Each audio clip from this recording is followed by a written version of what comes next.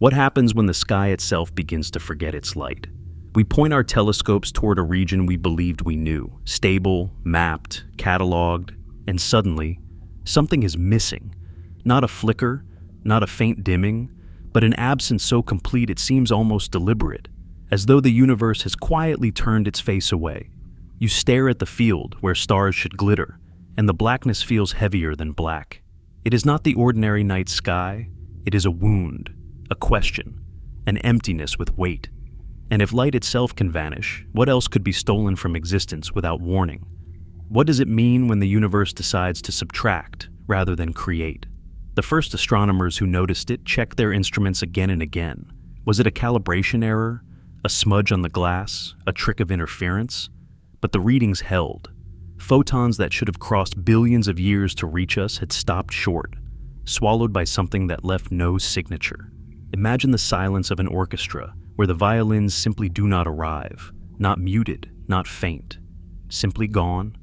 The rest of the music continues, but you feel the whole like a missing heartbeat. So too with this piece of sky. It is absence that shouts. The human mind recoils at emptiness. We are builders of patterns, seekers of continuity. When a friend falls silent mid-sentence, our thoughts race to fill the gap. When a room empties suddenly of noise, our hearts beat louder. And when the cosmos itself hides its light, we invent monsters, gods, and theories in the spaces between. Darkness has never been neutral. It is a canvas for our fears, our myths, our science. But here, this is not metaphor. It is not allegory. It is physics. The photons were on their way, and then they weren't. Something eclipsed them, not in a second, not in a night, but across years of steady, unyielding observation.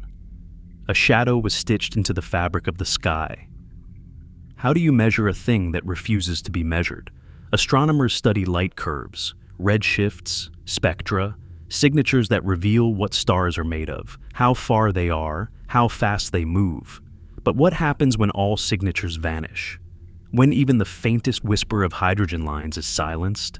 It is like pressing your ear to a wall that should thrum with voices and hearing nothing, not even the echo of your own breath. Emptiness becomes a presence, a paradox. Can nothingness be heavier than something? Can silence roar? The patch was not always this dark. That is what unsettled them most. Archival images from decades past show faint starlight scattered across it, background galaxies smeared like brushstrokes on black canvas. But in recent years, one by one, they disappeared. It was as though the night itself was closing its eyelids. Some wondered if it was dust, cosmic clouds obscuring the view. But dust glows in infrared. This patch did not. Others suggested distant galaxies simply drifted beyond reach, too faint for detection.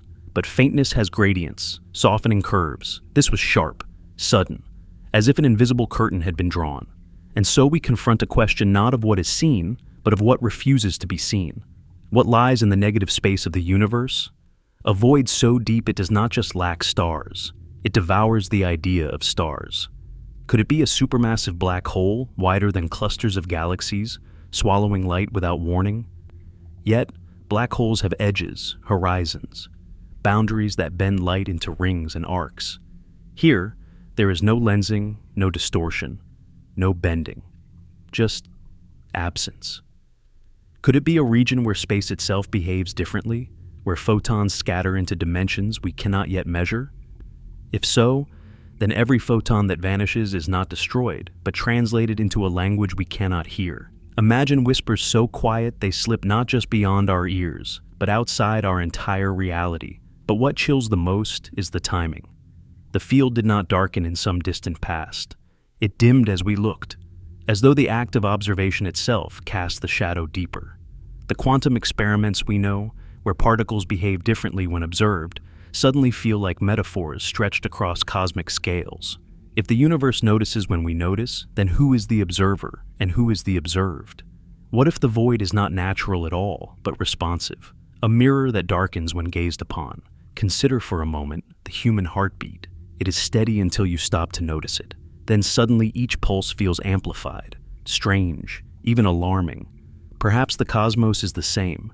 Its rhythms remain invisible until attention forces them to shift. Could our telescopes act not just as instruments, but as questions? and the universe answers in silence? If so, the missing light is less a mystery of matter and more a riddle of relationship between us and the stars, between mind and cosmos. There is an ancient fear buried in us, older than cities, older than fire. It is the fear of the sky changing.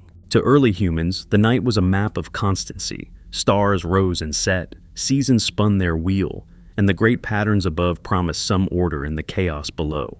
But when comets tore across the dark, when eclipses devoured the sun, when meteors seared the sky, fear took hold. The heavens had betrayed their permanence. What we see now is that same betrayal written in a modern key. Telescopes stand in place of naked eyes, data replaces myth, but the terror is unchanged. The sky we trusted has shifted. It has concealed. It has withheld. Imagine an entire civilization depending on a lighthouse, and one night, its beam does not arrive. Ships still sail, but blind, guessing at coastlines. That is humanity now. Light from distant galaxies is our beacon, telling us where the universe has been, how it has grown. And in one corner of the sky, that beacon has gone dark. Are we drifting, blind, into unseen shores? Or has something moved deliberately to ensure we do not see? Science offers possible explanations, but none sit comfortably. Perhaps a cluster of rogue black holes merged, swallowing their local galaxies in silence. But would not the gravitational waves ripple outward, detectable by our instruments? They did not. Perhaps a cold, massive void inflated by cosmic expansion, a bubble of underdensity carved in the fabric of space-time. But models predict voids, and this does not fit their expected scale. Perhaps matter itself has migrated elsewhere, pulled by currents of dark energy we cannot chart. But where did it go, and why there? The questions multiply, while answers refuse. And here is the deeper terror. What if there is no natural explanation? What if the universe contains structures, patterns, or intentions beyond our categories? A civilization advanced beyond measure could hide its presence not by shining, but by removing light.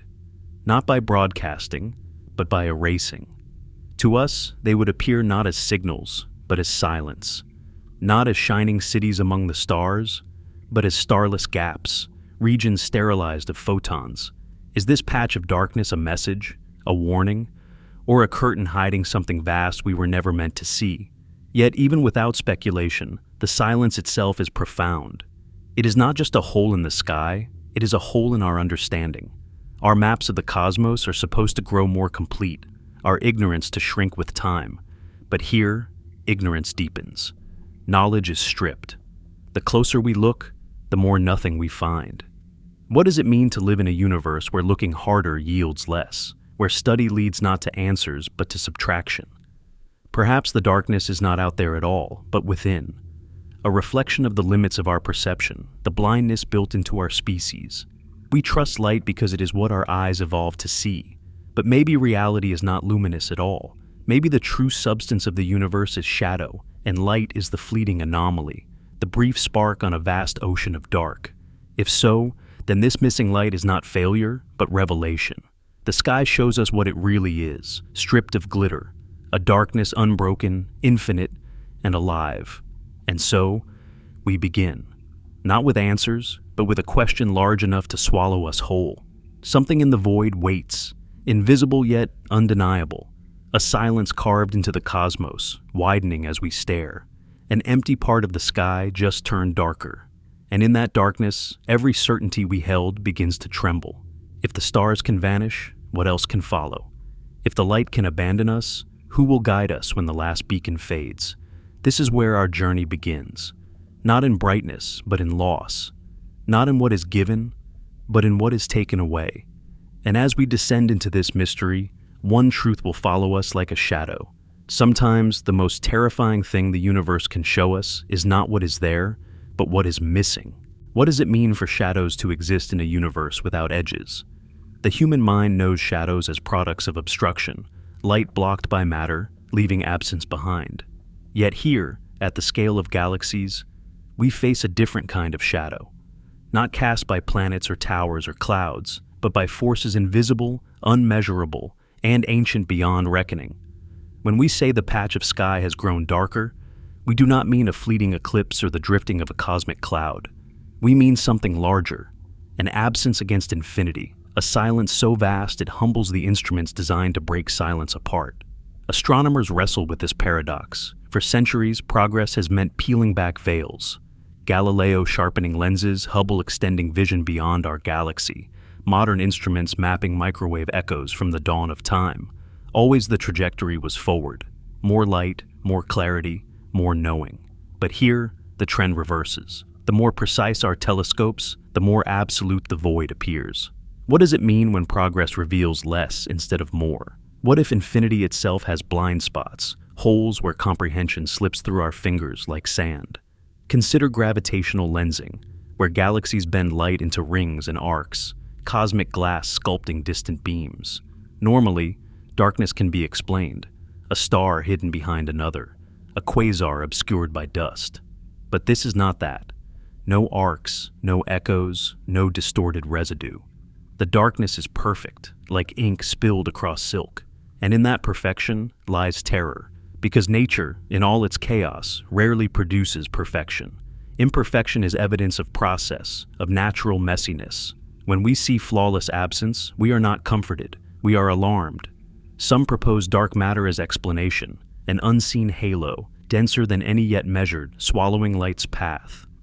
But dark matter does not truly swallow. It bends, magnifies, distorts. And so, the riddle deepens. This darkness does not behave like matter, visible or invisible. It behaves like refusal, as if the universe said, "Here, you will not look." Philosophers have always lived with shadows.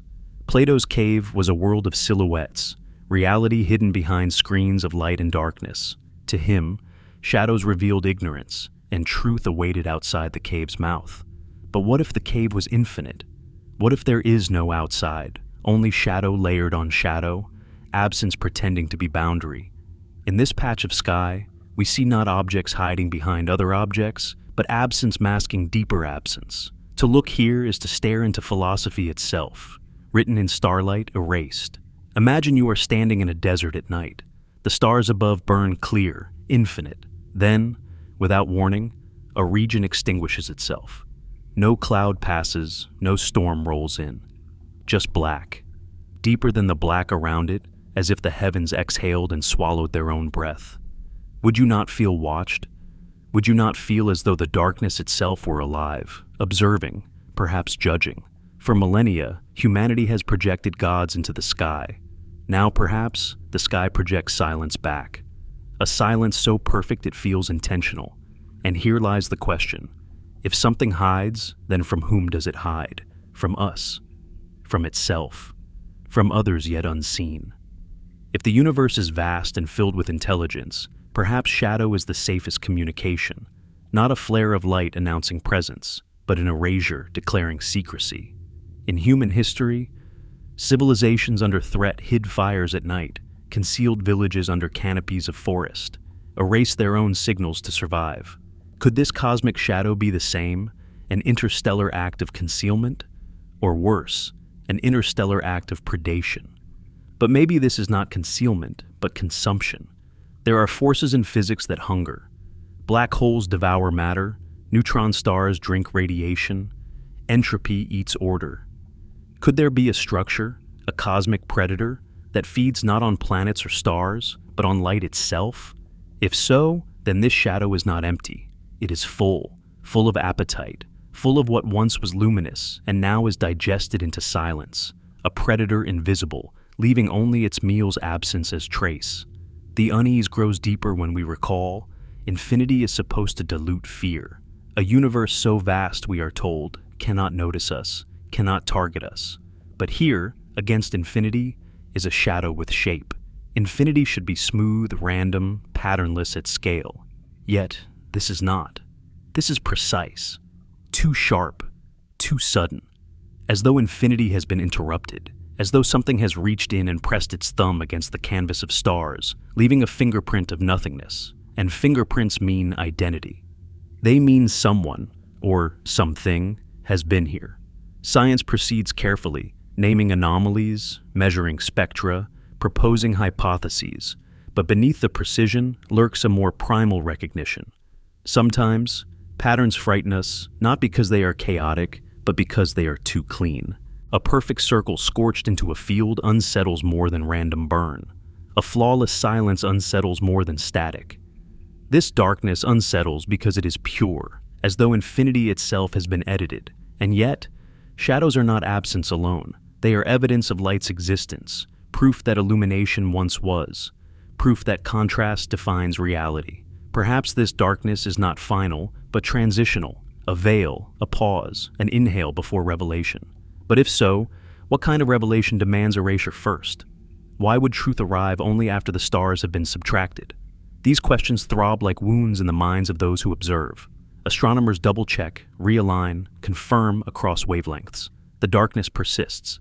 Philosophers reinterpret, poets describe, mystics whisper. The darkness persists. And in its persistence, it becomes less an event and more a presence. Not a moment of cosmic weather, but a new fixture in the architecture of the sky. As though infinity has decided it needs shadows to be whole. Throughout history, human beings have looked upward and measured themselves against the stars. In Egypt, Orion's belt guided pyramids into alignment with eternity. In Babylon, eclipses were warnings etched across clay tablets. In Polynesia, navigators steered entire civilizations across oceans by reading star patterns with their naked eyes. The sky was map, oracle, and scripture. To see it altered, suddenly, without precedent, unravels not only science but memory itself. For the human species is tied to cosmic regularity. When the rhythm falters, we falter with it. But perhaps this new shadow is not warning. Perhaps it is invitation.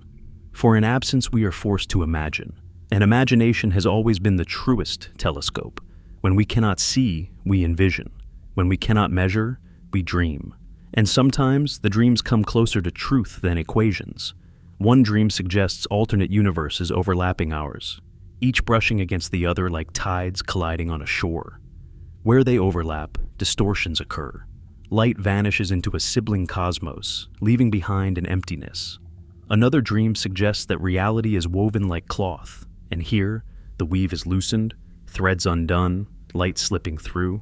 A third dream whispers of intelligence older than galaxies, not hostile, not benevolent, but indifferent.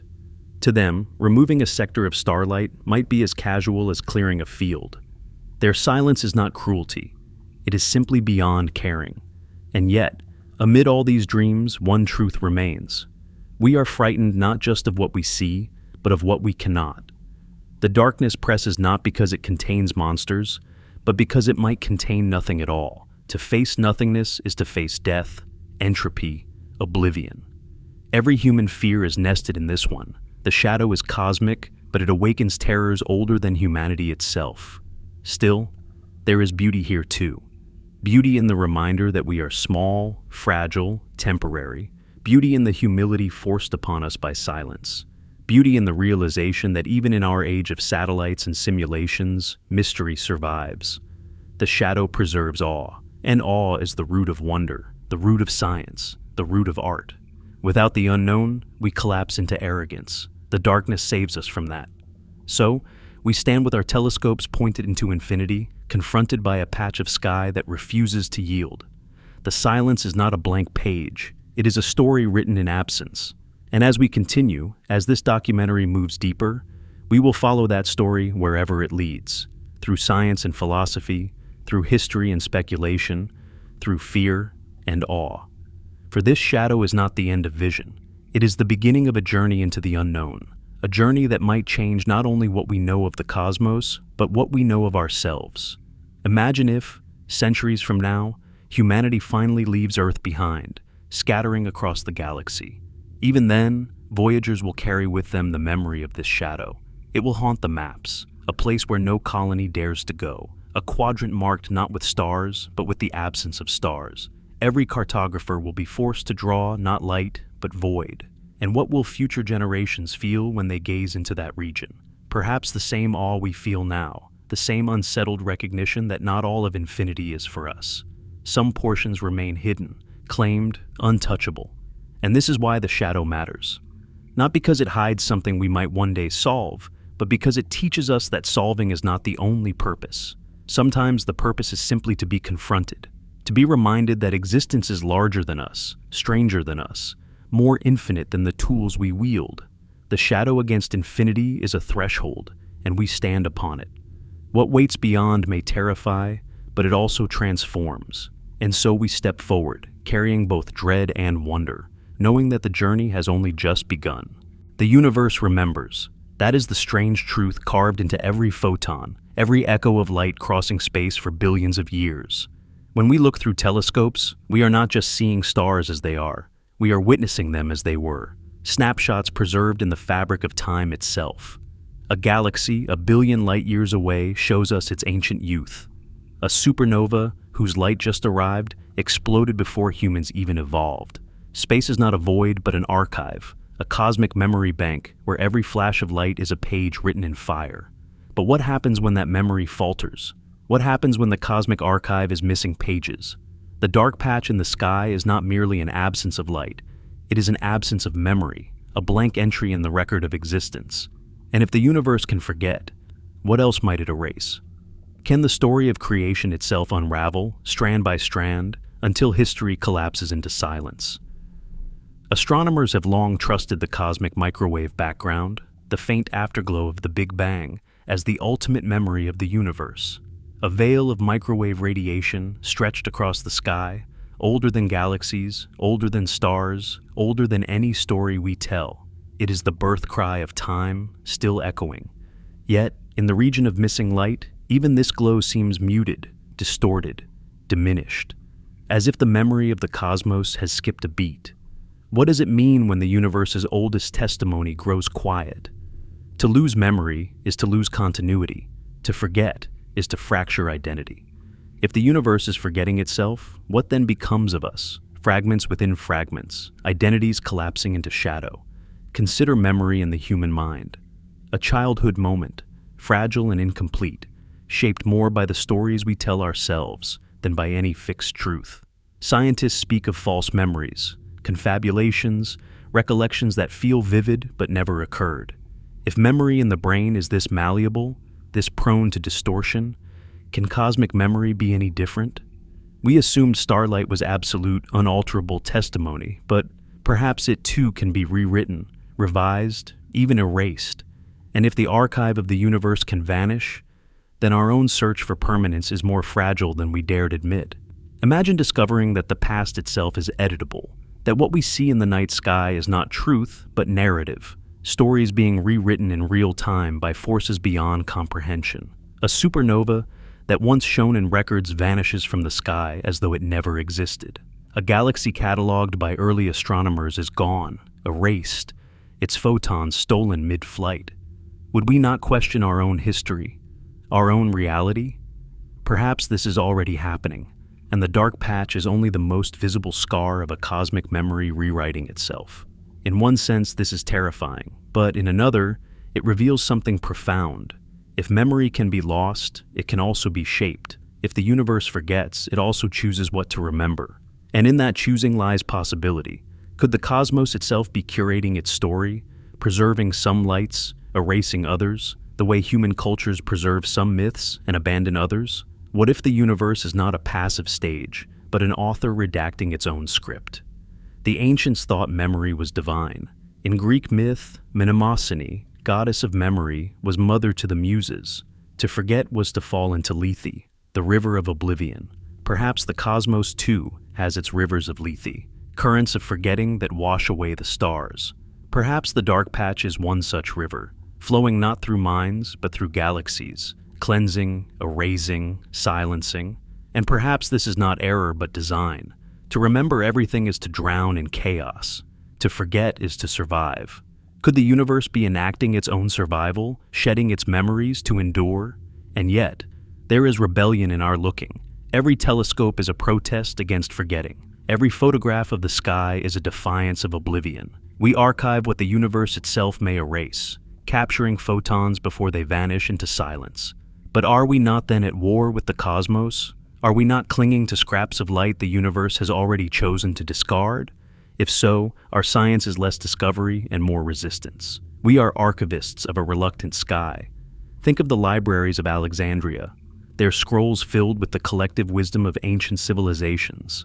A single fire erased entire centuries of human memory, whole worlds of thought reduced to smoke. What we know of them now is fractured, secondhand, pieced together from whispers and fragments.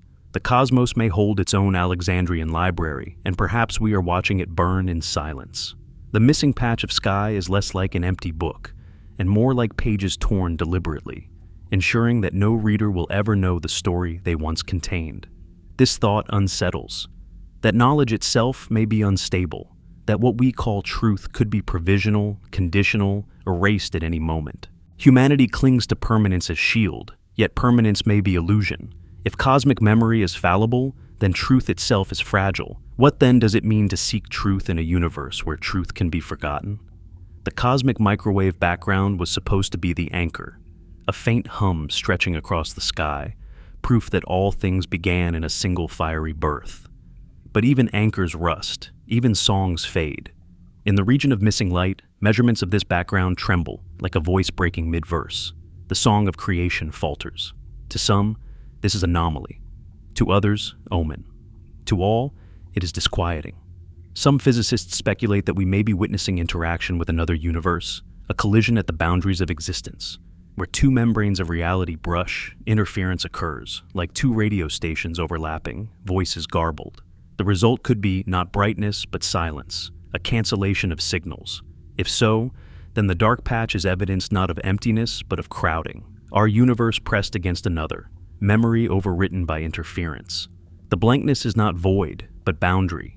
There are more intimate analogies, too. Consider Alzheimer's disease, where memory deteriorates until identity dissolves.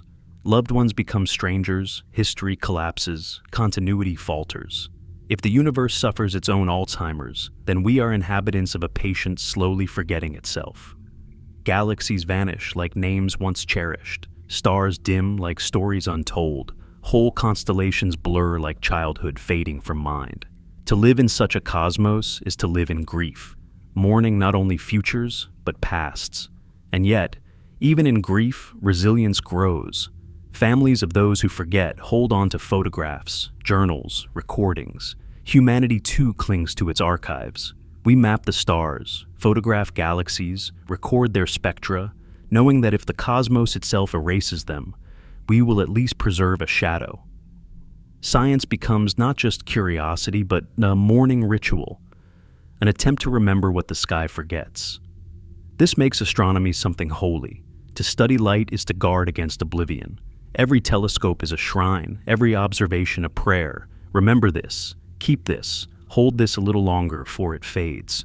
And perhaps that is why we are so shaken by the dark patch. Not because it contradicts models, but because it threatens our role as guardians of memory. If even the guardians are helpless, then forgetting reigns supreme. Yet, forgetting is not always cruel. In the cycles of life, forgetting allows survival. A deer that forgets yesterday's fear can graze today. A human who forgets every wound can continue to love. Memory sustains identity, but forgetting sustains motion. Could the universe, too, require forgetting in order to move forward? If so, then the dark patch is less a tragedy than a pulse, a necessary forgetting that allows creation to continue. Imagine for a moment that the sky held no mysteries, that every star remained fixed, every photon predictable, every galaxy charted without absence. Would we not become numb? Would wonder wither into routine? Perhaps forgetting is the universe's way of keeping wonder alive, erasing just enough to keep us searching. Mystery is fuel, and the dark patch feeds us hunger. Still, the metaphor cuts both ways. If forgetting feeds wonder, it also feeds terror. For every erased star is a reminder that we may be erased as well. Civilizations rise and fall, their lights extinguished, their histories reduced to fragments, their existence known only if memory persists. If the universe itself forgets, then the story of humanity too may one day vanish without trace. To live in a forgetful cosmos is to accept that permanence is myth. Religions too have wrestled with this. In Buddhist teaching, impermanence is the root of suffering, but also the path to enlightenment. To let go is to awaken. Perhaps the universe itself is Buddhist, practicing impermanence on a cosmic scale. Stars let go of their light, galaxies let go of their presence, the sky lets go of its memory. If so, then we are students in a vast monastery, learning through silence rather than sound. But science resists letting go. It resists silence. It demands records, data, permanence. And so, astronomers continue to stare, to measure, to archive. They send radio waves into the dark, hoping for reflection, for answer. None returns. The silence deepens. What they face is not hostility, but indifference. The universe does not explain itself. It erases and moves on. We are left with fragments, desperately trying to weave continuity. Consider our own digital age. Every moment, billions of images, texts, and voices are uploaded, preserved in servers, etched into the cloud. We believe this is permanence, but even here memory fails. Hard drives corrode, systems collapse, formats become obsolete. One day, our vast archives may vanish into unreadable silence. Human history, too, will suffer its lethe. And so the cosmos mirrors us, reminding us that no archive is eternal, not even its own. This leads to a final reflection. Perhaps memory and forgetting are not opposites, but partners. One defines the other. To remember everything is to be overwhelmed. To forget everything is to collapse. But together, they create rhythm. Memory offers continuity. Forgetting offers renewal. The universe remembers enough to carry on its story, but forgets enough to remain dynamic, alive. The dark patch of sky, then, is not failure, but rhythm. A pause in the cosmic song. A silence that gives meaning to sound. Think of the cosmic microwave background once more. It is not simply radiation. It is time itself made visible. Photons released 380,000 years after the Big Bang, stretched into microwaves by expansion, now bathe us from every direction. When we map this background, we are mapping the memory of the birth of everything. But what if parts of that map are fading? Not because our instruments fail, but because the universe itself withdraws the record. A history unwriting itself, a diary whose ink dissolves while we hold the page. Scientists compare the microwave background to a photograph of the infant universe. Imagine holding the only picture of your childhood and watching as the image fades, lines dissolving, features vanishing. Panic rises because memory is not only about the past, it anchors identity in the present. Without it, who are you? Without the background glow intact, who is the universe? Perhaps the patch of missing light is the equivalent of cosmic amnesia, a universe slowly losing its own baby picture. And still, our instruments confirm it. Sensitive detectors cooled near absolute zero, satellites beyond Earth's interference, measurements cross-checked by independent teams. All see the same thinning of memory in that sector. The result is consistent, undeniable. The universe is not only withholding starlight, it is withholding its own origin story. And in that realization lies an abyss deeper than black holes, the abyss of forgetfulness. Consider the possibility that this is not random. What if memory erasure is part of cosmic design? Evolution demands forgetting. Cells die so that others can form. Forests burn so that ecosystems renew. Could the universe operate the same way, erasing some records so new realities may grow? To us, it feels catastrophic. To the cosmos, it may be natural renewal. Perhaps the erasure of memory is not end but beginning. But this comfort is fleeting, because memory is not just data, it is meaning. And when meaning dissolves, despair follows. We seek patterns, stories, narratives. If the universe erases them, what remains for us? Silence. And yet, humans always rebel against silence. We speak, we write, we record, even in darkness. Perhaps that rebellion is our role, not to stop cosmic forgetting, but to answer it with remembrance, to hold memory a little longer before it is gone forever. In the end, the dark patch in the sky is more than lost light. It is lost memory, a fracture in the continuity of the cosmos. It teaches us that even infinity is not immune to forgetting. And in facing that truth, we confront our own impermanence mirrored back at us. The universe remembers, the universe forgets. And somewhere in between, we exist, brief sparks of light, fragile but luminous, daring to be remembered before we too fade into the silence. Perhaps what we see is not nature's blind work, but intention at scale beyond imagining.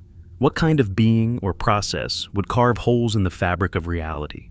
Some suggest cosmic strings, hypothetical defects left over from the early universe, thinner than atoms but stretching across galaxies. If one snapped or collided, it could leave behind scars, regions stripped of matter. Yet, cosmic strings should betray themselves with gravitational ripples, signals we can hunt. None appear here. The silence continues. Others imagine collisions with parallel universes, membranes brushing, tearing pieces away. Where our reality overlaps another, light might vanish into theirs, leaving only absence in ours. If so, then this hole is not void but doorway. But a doorway to what? To somewhere else? Or to nowhere at all? The distinction collapses in our language. Physics brushes into poetry because the mind cannot truly hold the concept of doorway to nowhere.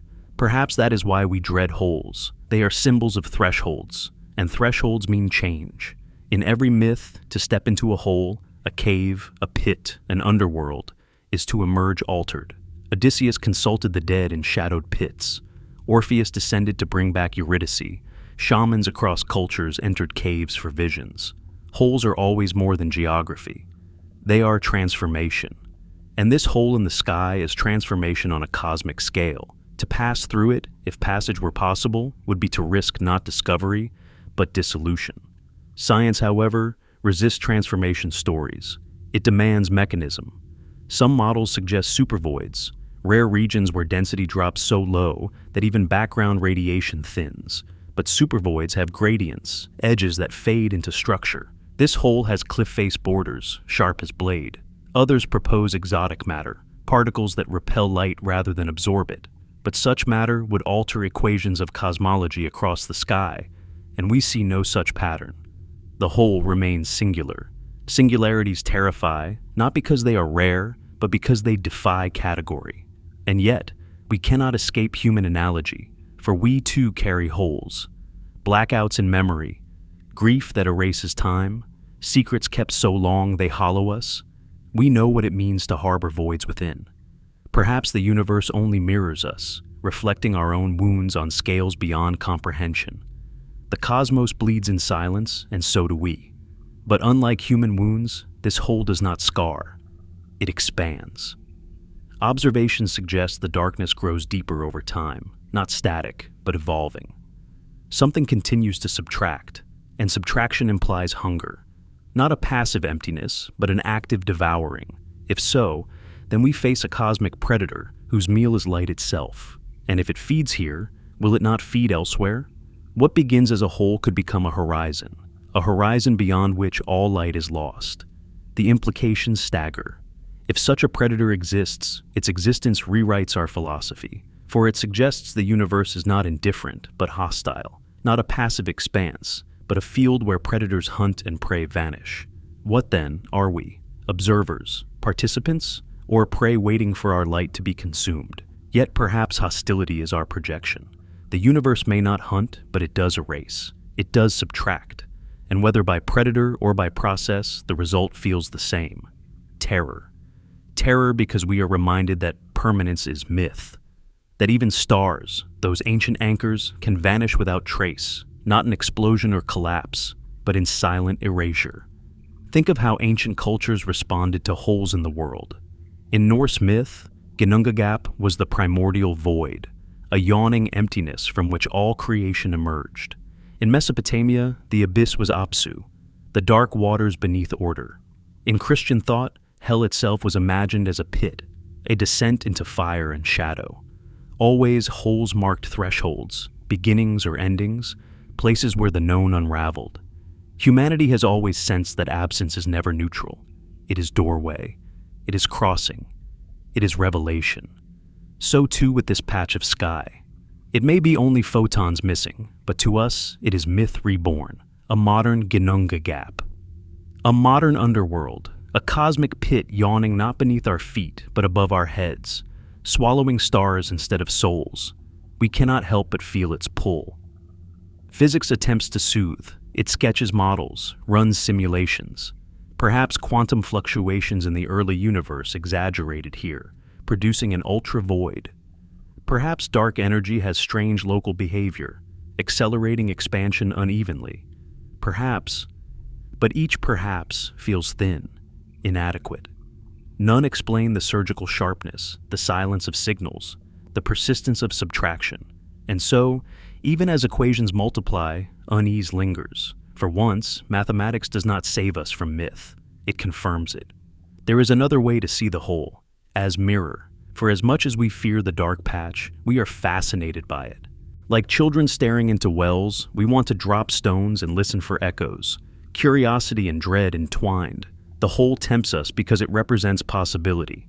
If light can vanish, then laws can bend. If laws can bend, then reality is less stable than we believed. And instability, while terrifying, is also freedom. Perhaps within the whole lie new laws, new physics, new beginnings. Perhaps absence is doorway, not doom. But danger lies here too. Freedom without structure is chaos. To step into a hole is to risk not return, but dissolution. To risk not discovery, but unbeing. And that is what chills us most. Not death, not pain, but unbeing. The possibility that existence itself can be undone. The greatest philosophers of nothingness, Heidegger, Sartre, Nietzsche, wrestled with the abyss in thought. But here, the abyss is no longer metaphor. It is astrophysical fact, visible through instruments, mapped into coordinates. The philosophers warned that staring too long into the abyss changes us. Now, astronomers, staring too long into this patch, feel that warning anew. For in every night's data, the whole grows sharper, and the longer they look, the less they understand. The abyss, once idea, has become field report. Perhaps this is the greatest lesson of the whole, that existence is not seamless. We once believed the universe a smooth continuum, expanding uniformly, bound by laws that held everywhere. But every hole reminds us that fabric frays. Just as cloth wears thin at points of stress, so too does reality. The hole in the sky is not exception, it is revelation. Revelation that the cosmos is stitched, not seamless, and stitches can come undone. Imagine if these holes multiplied. Imagine an expanding lattice of absences, regions stripped bare, the cosmic web unraveling thread by thread. What would remain of structure, of galaxies, of starlight? Would we one day look up and see not constellations, but a sky pocked with absences, darkness swallowing myth and memory alike? Such visions feel apocalyptic, but perhaps apocalypse is not fire. Perhaps it is subtraction, quiet, surgical, unrelenting subtraction. This possibility unsettles because it reflects our own mortality. Bodies too are fabrics, woven of cells, threads of memory, strands of identity, and they too fray, unravel, collapse into absence. The whole above is the whole within. Both remind us that being is temporary, that nothing resists unbeing forever. To witness the cosmos erase is to witness our own fate written larger than life. And yet, in the very act of staring, of naming, of narrating, we resist. To give language to the whole is to light a candle at its edge. To tell stories of it is to weave new threads where others have been cut. This is what humans do. We confront absence with imagination. We face subtraction with creation. The whole subtracts light. We add meaning. In this way, the encounter becomes dialogue. The universe erases, and we respond by remembering. The universe hollows, and we respond by filling with story. So perhaps the whole should not be feared. Perhaps it should be honored, as reminder of fragility, as invitation to wonder, as teacher of humility. The cosmos subtracts, but we witness. The cosmos forgets, but we remember. The cosmos frays, but we imagine new threads. And so, though this whole should not exist, it does. And because it does, so do we. Defined by our response, shaped by our awe, haunted, but also illuminated by our attempt to look into the impossible. Perhaps the whole is not wound, but mirror. Mirror of a universe that is not seamless, and of a humanity that refuses to stop seeking even when faced with erasure itself. We live surrounded by ghosts, not spirits of myth, but a vast presence more real than the ground beneath us, more powerful than the sun that warms us. It is called dark matter, and though we cannot see it, though we cannot touch it, its weight bends galaxies, its pull sculpts the universe. 95% of existence is invisible. Dark matter and dark energy, entities we name but do not know. What we call ordinary, the stars, the planets, the atoms of our bodies, are only fragments, the scattered residue of what is deeper, heavier, unseen. Astronomers discovered dark matter not by sight, but by contradiction. Galaxies spun too fast. Their outer stars, by Newton's law, should have flown apart into emptiness. Yet they clung, bound by an invisible grip. Only unseen mass could explain it. Later, gravitational lensing revealed more, the bending of light by what was not visible, arcs and rings produced by matter that refused to shine. It is absence as force, shadow as architecture. Without it, galaxies would unravel, cosmic structure collapse. What we call cosmos would dissolve into chaos, and yet, we still cannot hold it in hand. Decades of experiments, detectors buried deep underground, instruments shielded from cosmic rays have searched for the particles that might compose dark matter. WIMPs, axions, sterile neutrinos, names whispered like incantations, candidates for the invisible. But silence answers. Decades pass, theories evolve, but dark matter remains shadow. We see only its effects, never its face. It is a ghost whose footprints press deep, but whose body never appears. This ghost is not confined to distant galaxies. It permeates here, around us, through us. In every cubic centimeter of space, dark matter flows. In the room where you sit, it passes unseen, indifferent, neither colliding nor illuminating. It is closer than your breath, yet forever untouchable. And so, the universe is not built of what we see, but of what we cannot. Light is decoration. Darkness is foundation. Consider what this means for us. We evolved trusting what eyes perceive. Fire, predator, storm, sun. Our survival depended on sight. But the cosmos whispers a harder truth. What is real is not what is seen. The majority of existence will never meet the retina, never cast shadow on the ground. The very laws that shape galaxies are carried by the invisible. How fragile, then, our sense of certainty? How incomplete our sight? What if our faith in vision blinds us more than it reveals? The missing patch of sky draws unease because it deepens this paradox. What if the darkness there is not void, but weight? Not absence, but a concentration of the unseen? An accumulation of dark matter dense enough to starve light, bending photons out of reach, swallowing the signals we expect? Perhaps that is why the region grew darker. Not because it lacks matter, but because it holds more than we can imagine. An empire of invisibility, cloaked and impenetrable. The human soul resonates with this in ways both cosmic and personal. We too are bound by invisible weights. Memory, trauma, longing, fear, forces unseen yet shaping orbits of thought, dictating paths of choice. Just as galaxies spin to the rhythm of hidden matter, so do lives turn around centers that eyes cannot witness. The weight of invisible matter is mirrored in the weight of invisible self. But here is the terror. Dark matter does not explain itself. It offers no theory, no narrative, no comfort. It simply is. We study its influence, chart its maps, but it remains implacable, silent, withholding. And so too, with our own shadows. We feel their gravity, but rarely see their shape. We are, perhaps, more dark matter than light, more hidden than revealed, more unknown than known. The more we study, the heavier the truth becomes.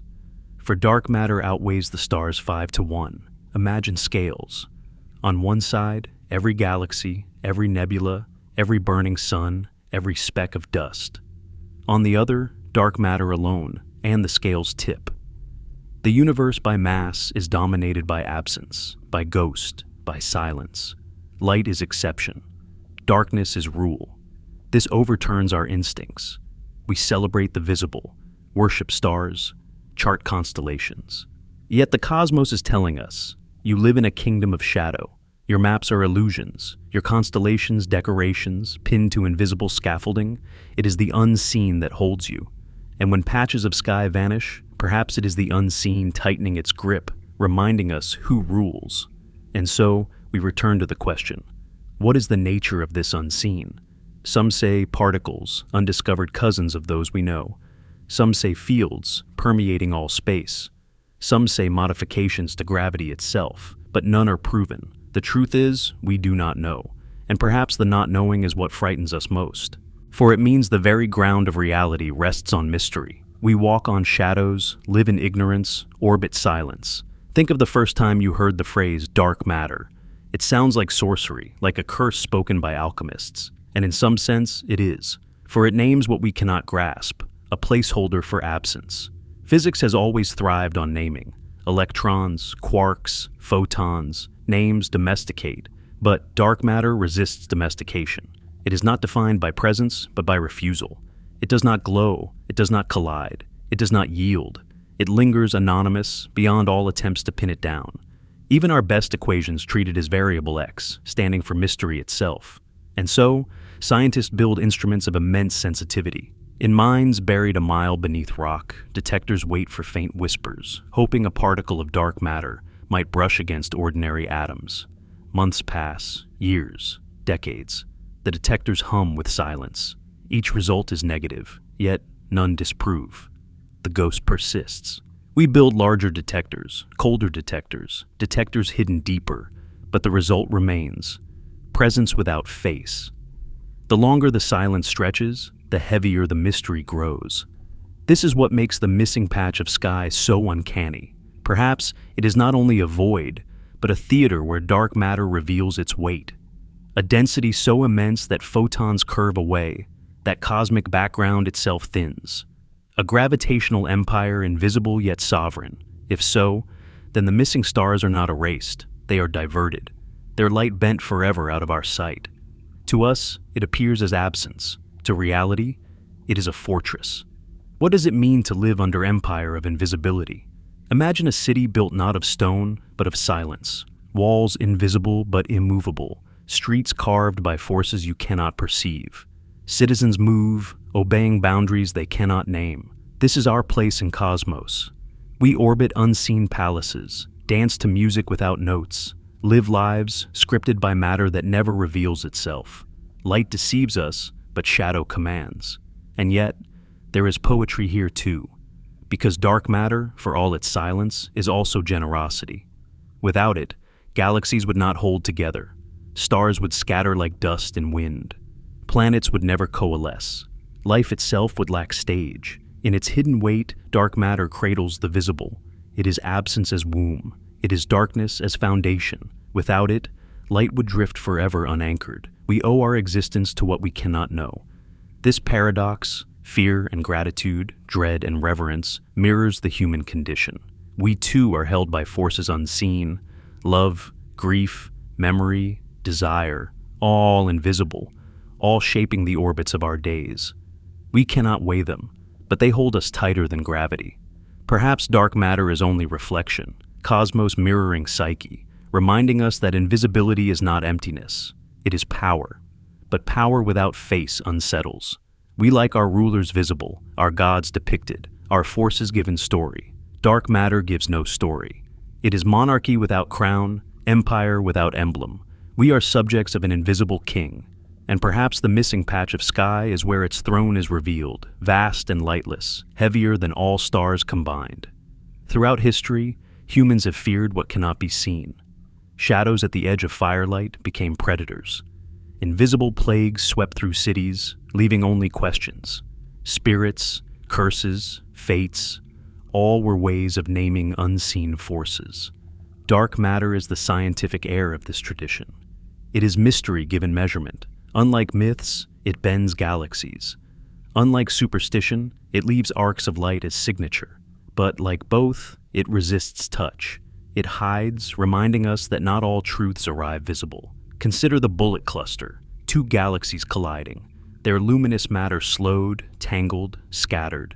Yet lensing maps show dark matter passed straight through, unbothered, like ghosts walking through walls. This was proof. Dark matter exists. Proof that what we cannot see carries more weight than what we can. Proof that the cosmos is not built on light, but on shadow. And still, even proof gives no explanation. The ghost remains unmasked. And what of us, living in this cathedral of shadows? We cling to the stained glass, dazzled by stars, yet the stone presses silently, unseen. Dark matter reminds us that reality is not built from spectacle, but from foundation. It teaches us humility. What dazzles may not endure, what endures may not dazzle. Stars will fade, galaxies dissolve, but the dark scaffolding may persist, silent and unlit, carrying memory long after light is gone. The experiments continue. In Switzerland, in Italy, in Japan, vast tanks of liquid xenon wait for collisions that never arrive. Sensitive enough to detect a whisper, still they record only silence. Some scientists grow restless, questioning whether dark matter is real or whether gravity itself needs rewriting. Perhaps Einstein's equations fail at scale, requiring modification, but even modified equations cannot explain the missing light, the bending arcs, the bullet cluster's ghostly footprint. Whatever the answer, it must contend with the weight of the unseen. This brings us back to the patch of missing light. If ordinary voids are absence and black holes are violence, then perhaps this is something subtler, a congregation of dark matter so dense, so sovereign, it erases light not by consuming, but by diverting. Not destruction, but redirection. Imagine standing before a mirror that reflects nothing. Not emptiness, but refusal. That is what astronomers feel gazing into this hole. Not emptiness, but refusal. Refusal unsettles because it implies will. Rocks do not refuse, nor rivers, nor stars. They behave. They obey. But this hole feels like negation. And negation feels alive. To stare into it is to wonder. Does the cosmos withhold? Does it decide what we may and may not see? If so, then dark matter is not just scaffolding, it is censorship. Not silence, but silencing. And yet, even censorship preserves. To silence is to acknowledge what could be spoken. To erase is to admit what was there. Perhaps the cosmos edits itself, like writer with manuscript, removing words that do not fit. The dark patch may be such an edit, pages torn from cosmic book. We cannot read them, but we know they existed.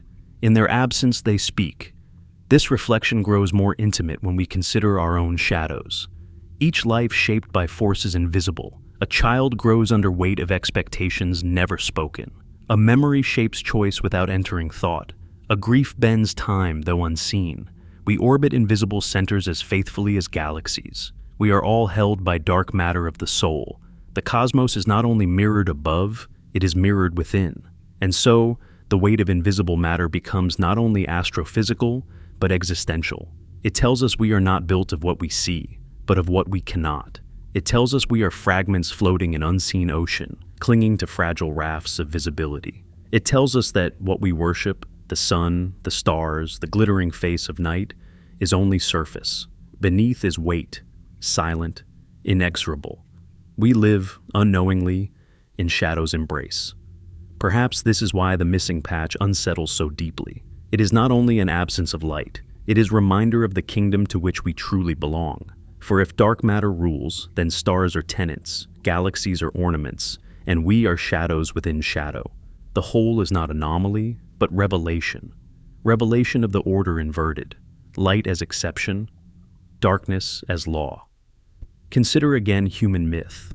In Egypt, the god Amun was the hidden one, unseen but sovereign, source of power through invisibility. In Greece, Hades ruled an unseen kingdom beneath the world, feared yet necessary. In Buddhism, the void is not terror, but truth, the ultimate groundless ground. All traditions, in their way, speak of unseen weight, invisible dominion. Dark matter is their scientific air. The whole of missing light is their cosmic temple, altar of absence where silence reigns. And yet, the thought is not entirely bleak.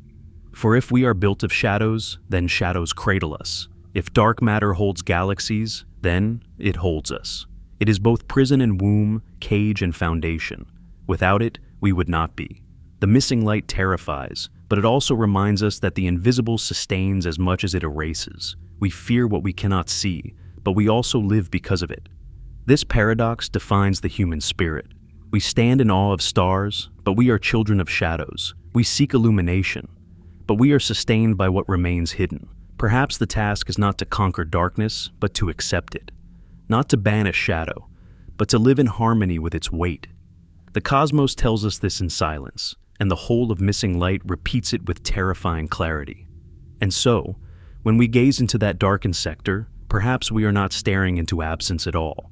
Perhaps we are staring into truth, that the universe is built not on what we can measure, but on what we cannot.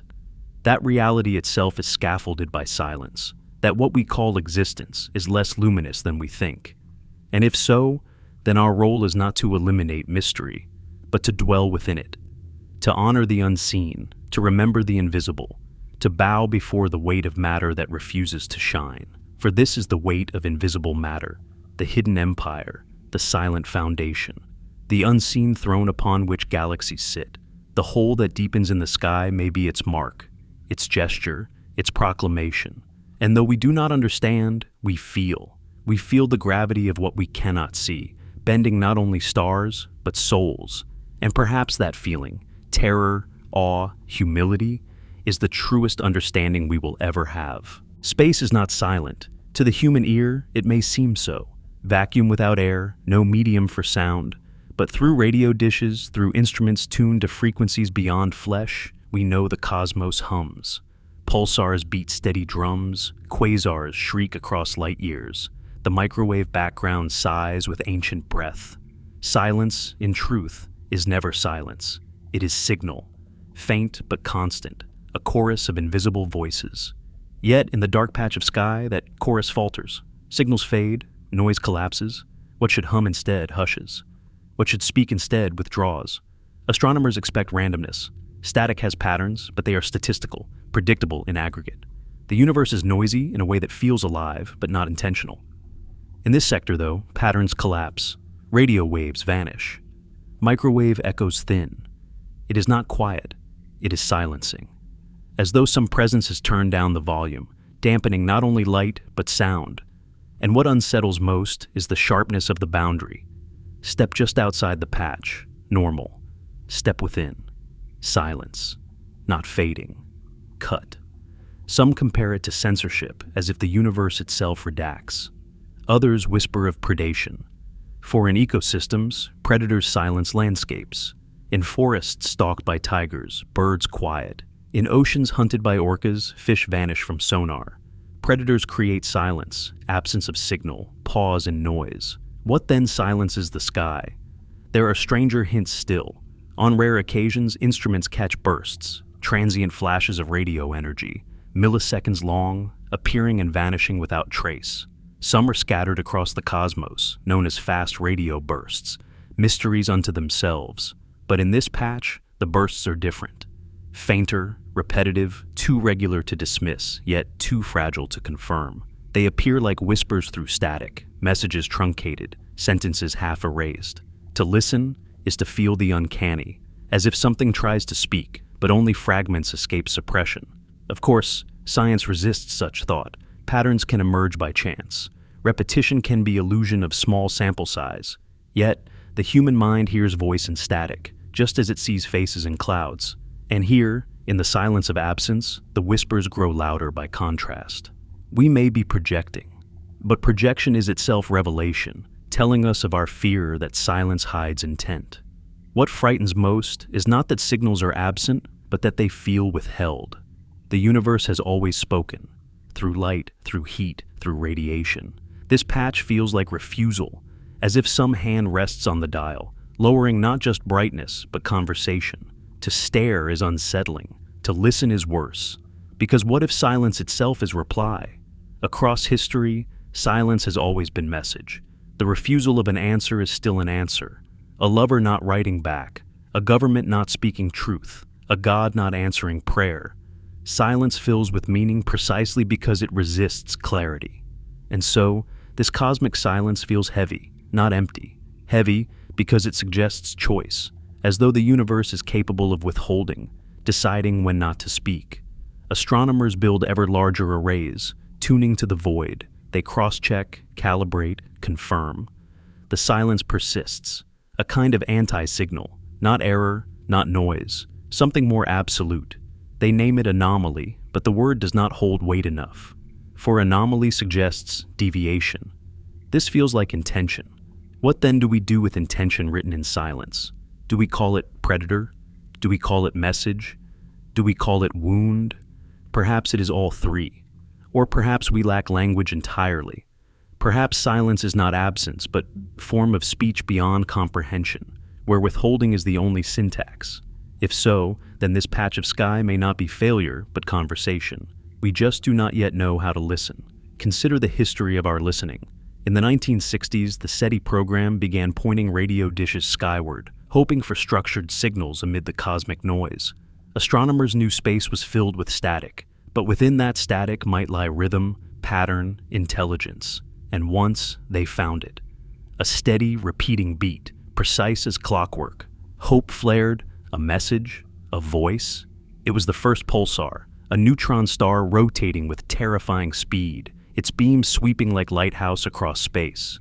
For a time, it was nicknamed LGM, Little Green Men. Disappointment followed, but also awe. Nature itself could mimic voice. The universe is filled with such illusions, messages that are not messages, voices that are not voices. And yet, in every one, we glimpse the hunger that drives us, the need to hear another, to know we are not alone. Silence is unbearable because it denies connection. And here, in the dark patch, silence feels absolute.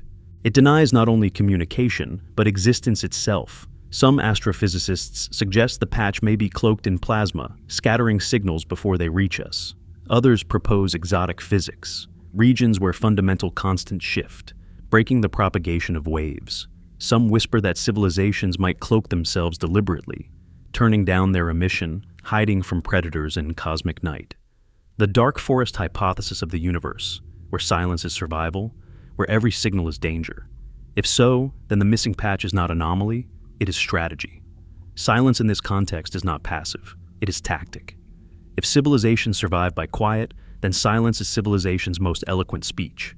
And perhaps we stumbled upon their sanctuary, a place where signals are not permitted, where every photon is hushed. If so, we are eavesdroppers on refusal, and the refusal feels personal, even if it is not. Psychology tells us that silence shapes the mind. Prolonged silence can produce hallucinations, patterns invented to fill void. Monks in meditation, prisoners in isolation, seekers in deserts. Silence presses until the brain invents voices. Perhaps the same occurs with us, with our telescopes. We listen into cosmic void until imagination supplies whispers. But does that make the whispers less real? Or does imagination itself tune us to truths beyond ordinary perception?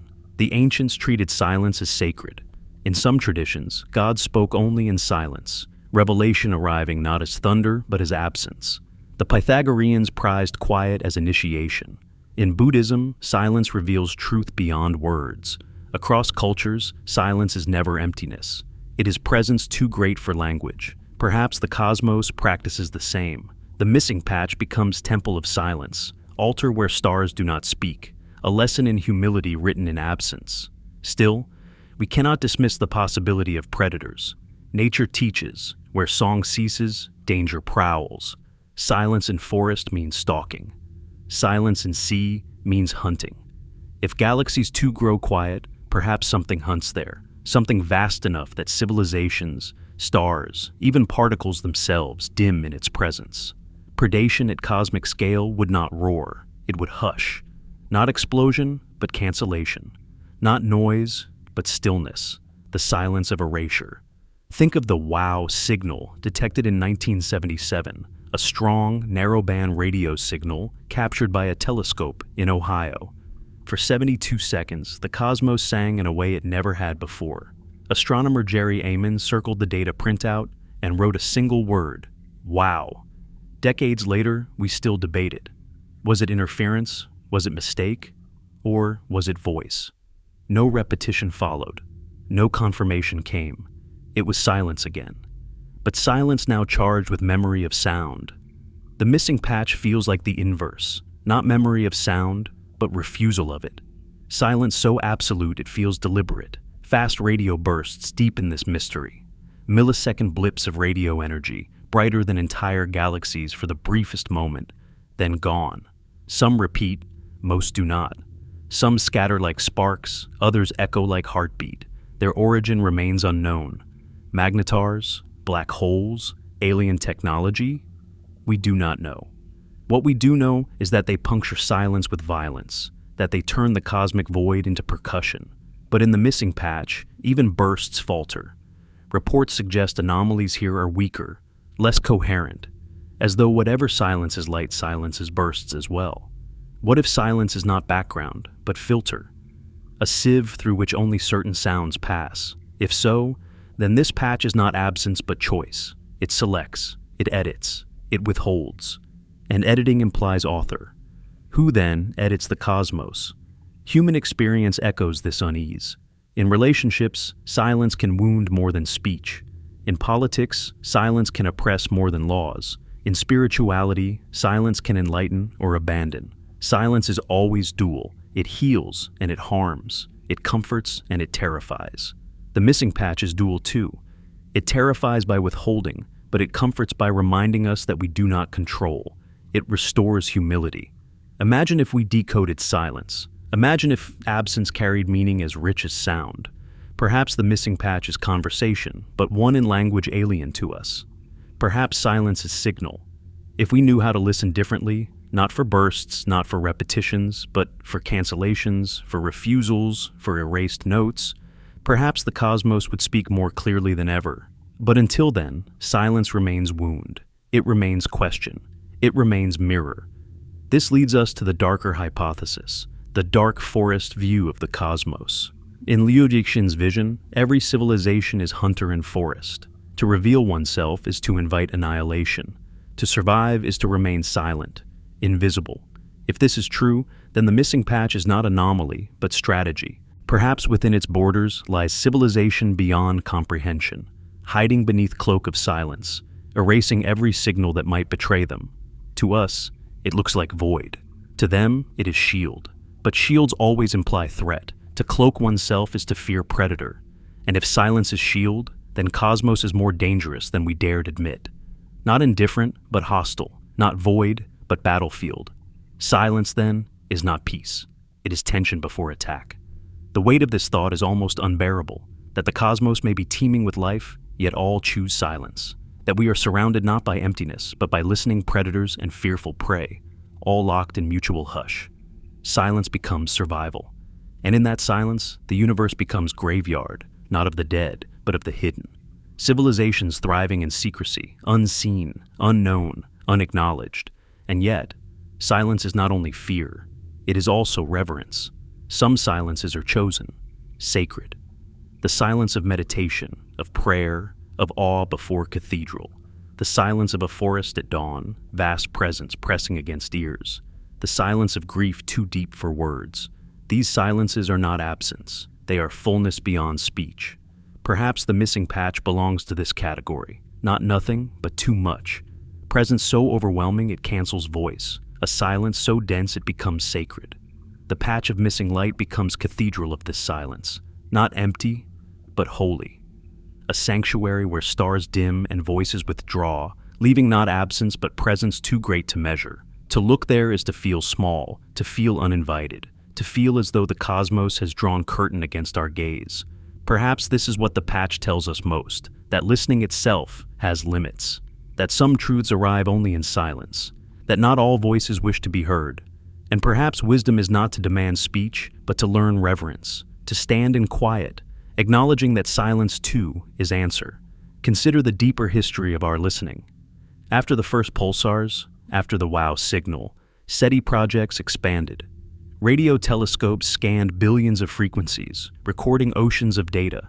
For decades, teams sifted through static, searching for narrowband spikes too precise to be natural. Again and again they found candidates. Again and again they vanished on recheck. False alarms, satellites, interference. Each disappointment carved silence deeper, until silence itself became pattern. To some, this pattern became despair. To others, it became awe. And yet silence does not mean absence. It means patience. It means scale larger than our span. The universe does not owe us quick answers. Civilizations may whisper in time frames of millennia. Their signals may pass once every 1,000 years, every million, flashes too brief for our century's instruments. To us, that appears as silence. To them, it may be ordinary speech. There is a hypothesis called cosmic censorship. In physics, it suggests that nature hides singularities, extreme truths of space-time, behind event horizons, cloaking them from view. Perhaps the same principle applies here. Perhaps the universe censors itself, veiling truths we are not ready to face. The missing patch might be censorship at cosmic scale, a horizon not of gravity but of silence, shielding us from sight of something unbearable. But silence, too, can be art. In music, pauses define melody. In conversation, silence shapes meaning as much as words. In poetry, blank space on page carries weight. Absence is form. Without silence, sound is chaos. Perhaps the universe composes symphony too vast for us to hear, and the missing patch is rest in the score, pause that gives shape to song. What feels to us like refusal may be composition. Think also of silence in human love, lovers lying side by side in quiet, presence deeper than words, parents watching sleeping child, silence heavy with tenderness, friends at end of life, holding hands without speech. In each case, silence is communication more profound than sound. Perhaps the cosmos too speaks this way. Perhaps the missing patch is intimacy beyond measure, presence that does not need words. In this way, the missing patch becomes paradox. It is both terrifying and beautiful. Terrifying because it denies, beautiful because it reminds. It strips away illusion that cosmos is ours to decode, reminding us it is sovereign. And in its silence, we find both despair and awe. Despair because we are not answered, awe because we are still allowed to listen. Perhaps that is the final message of this patch. That silence is not empty. It is invitation. Invitation to listen differently, to expand sense of communication beyond speech, beyond bursts, beyond repetition. To listen for what is withheld, for what is erased, for what resists translation, to hear presence in absence. And so, we end not in despair, but in recognition. The missing patch of sky may never speak. It may never reveal. But its silence is itself revelation. In silence, Cosmos writes lesson too deep for noise. And the lesson is this: not all truths roar, some truths whisper. And some truths, most profound of all, arrive only as silence. Time is not what we think. To human minds it feels steady, a river flowing forward, second by second, hour by hour. But physics teaches otherwise. Time bends, time dilates. Time slows near gravity, races in emptiness, fractures at quantum scales. And so, the deeper we look into the cosmos, the more fragile our sense of time becomes. But in the missing patch of sky, fragility deepens into fracture. For there, it is not only light that is absent, time itself seems to thin. Signals arrive late, rhythms distort, pulses stagger, the clocks falter, the sky hesitates. Astronomers chart pulses of distant pulsars, using them as cosmic clocks. Their beats are steady, predictable to microseconds. But near the dark patch, pulses slip, signals stagger, the clocks lose coherence. Time there does not tick as it should. It falters, it lags. It seems impossibly to vanish. This is more terrifying than darkness alone. For if time falters, then causality itself, foundation of reality, trembles. Without time, there is no before, no after. Without time, there is no story. Relativity already hinted at this fragility. Einstein showed that time is not universal, but personal, warped by velocity and gravity. Astronauts in orbit age microseconds slower than those on Earth. Near a black hole, time slows to crawl. An outside observer watching hours stretch into eternity. The universe does not keep single clock. It keeps billions, each relative, each fractured. Yet, even relativity obeys consistency. Equations align, predictions hold. But here, near the missing sky, consistency breaks. Pulsars refuse coherence. Cosmic rhythms misfire. The metronome of existence skips beats. It is as though time itself has dead spots. Zones where the cosmic metronome skips. Imagine music missing beats, melody fractured, rhythm disoriented. The universe plays song, and in this region, notes are lost. Silence of time, gap in causality. Astronomers who map pulsars here find anomalies. Beats arrive seconds late, sometimes not at all. When cross-checked, no error emerges. Instruments are steady. It is the sky that falters. This leads to unnerving speculation. Could time itself leak? Could there be fissures in temporal fabric where moments drain? What if time, like heat, disperses, flows uneven, pools and evaporates? Then this patch is not void, but wound. A wound in chronology itself, where seconds bleed into elsewhere and the terror deepens. If time fails here, then distance fails, velocity fails, law itself falters. For physics rests on time as foundation. Energy defined as change per time. Motion defined as distance per time. Without time, language collapses, measurement dissolves, meaning evaporates. What then is reality in a place where time vanishes? Perhaps it is not reality at all. Perhaps it is something else, something outside the cage of before and after. Humans have long wrestled with this terror in myth. Ancient stories told of time vanishing. In Celtic legend, wanderers spent nights in fairy mounds and returned to find centuries passed. In Japanese tale of Urashima Taro, fishermen visited palace beneath sea, returned to shore, and found world aged beyond him. In Hindu cosmology, gods lived days that spanned millennia of men. Always, myth whispered that time was not constant, that it could stutter, halt, reverse. The missing patch feels like myth incarnate, legend etched into physics. Consider how fragile human perception of time already is. A dream may feel like hours, though brainwaves show only minutes. Trauma can stretch seconds into eternity, while years of routine collapse into blur. Memory edits chronology, stitching moments out of order, inventing continuity where none exists. Time is not steady even within mind. It flickers, distorts, dissolves. Perhaps the cosmos, too, experiences such distortions. Perhaps the missing patch is its trauma, its dream, its blackout. Near black holes we see previews.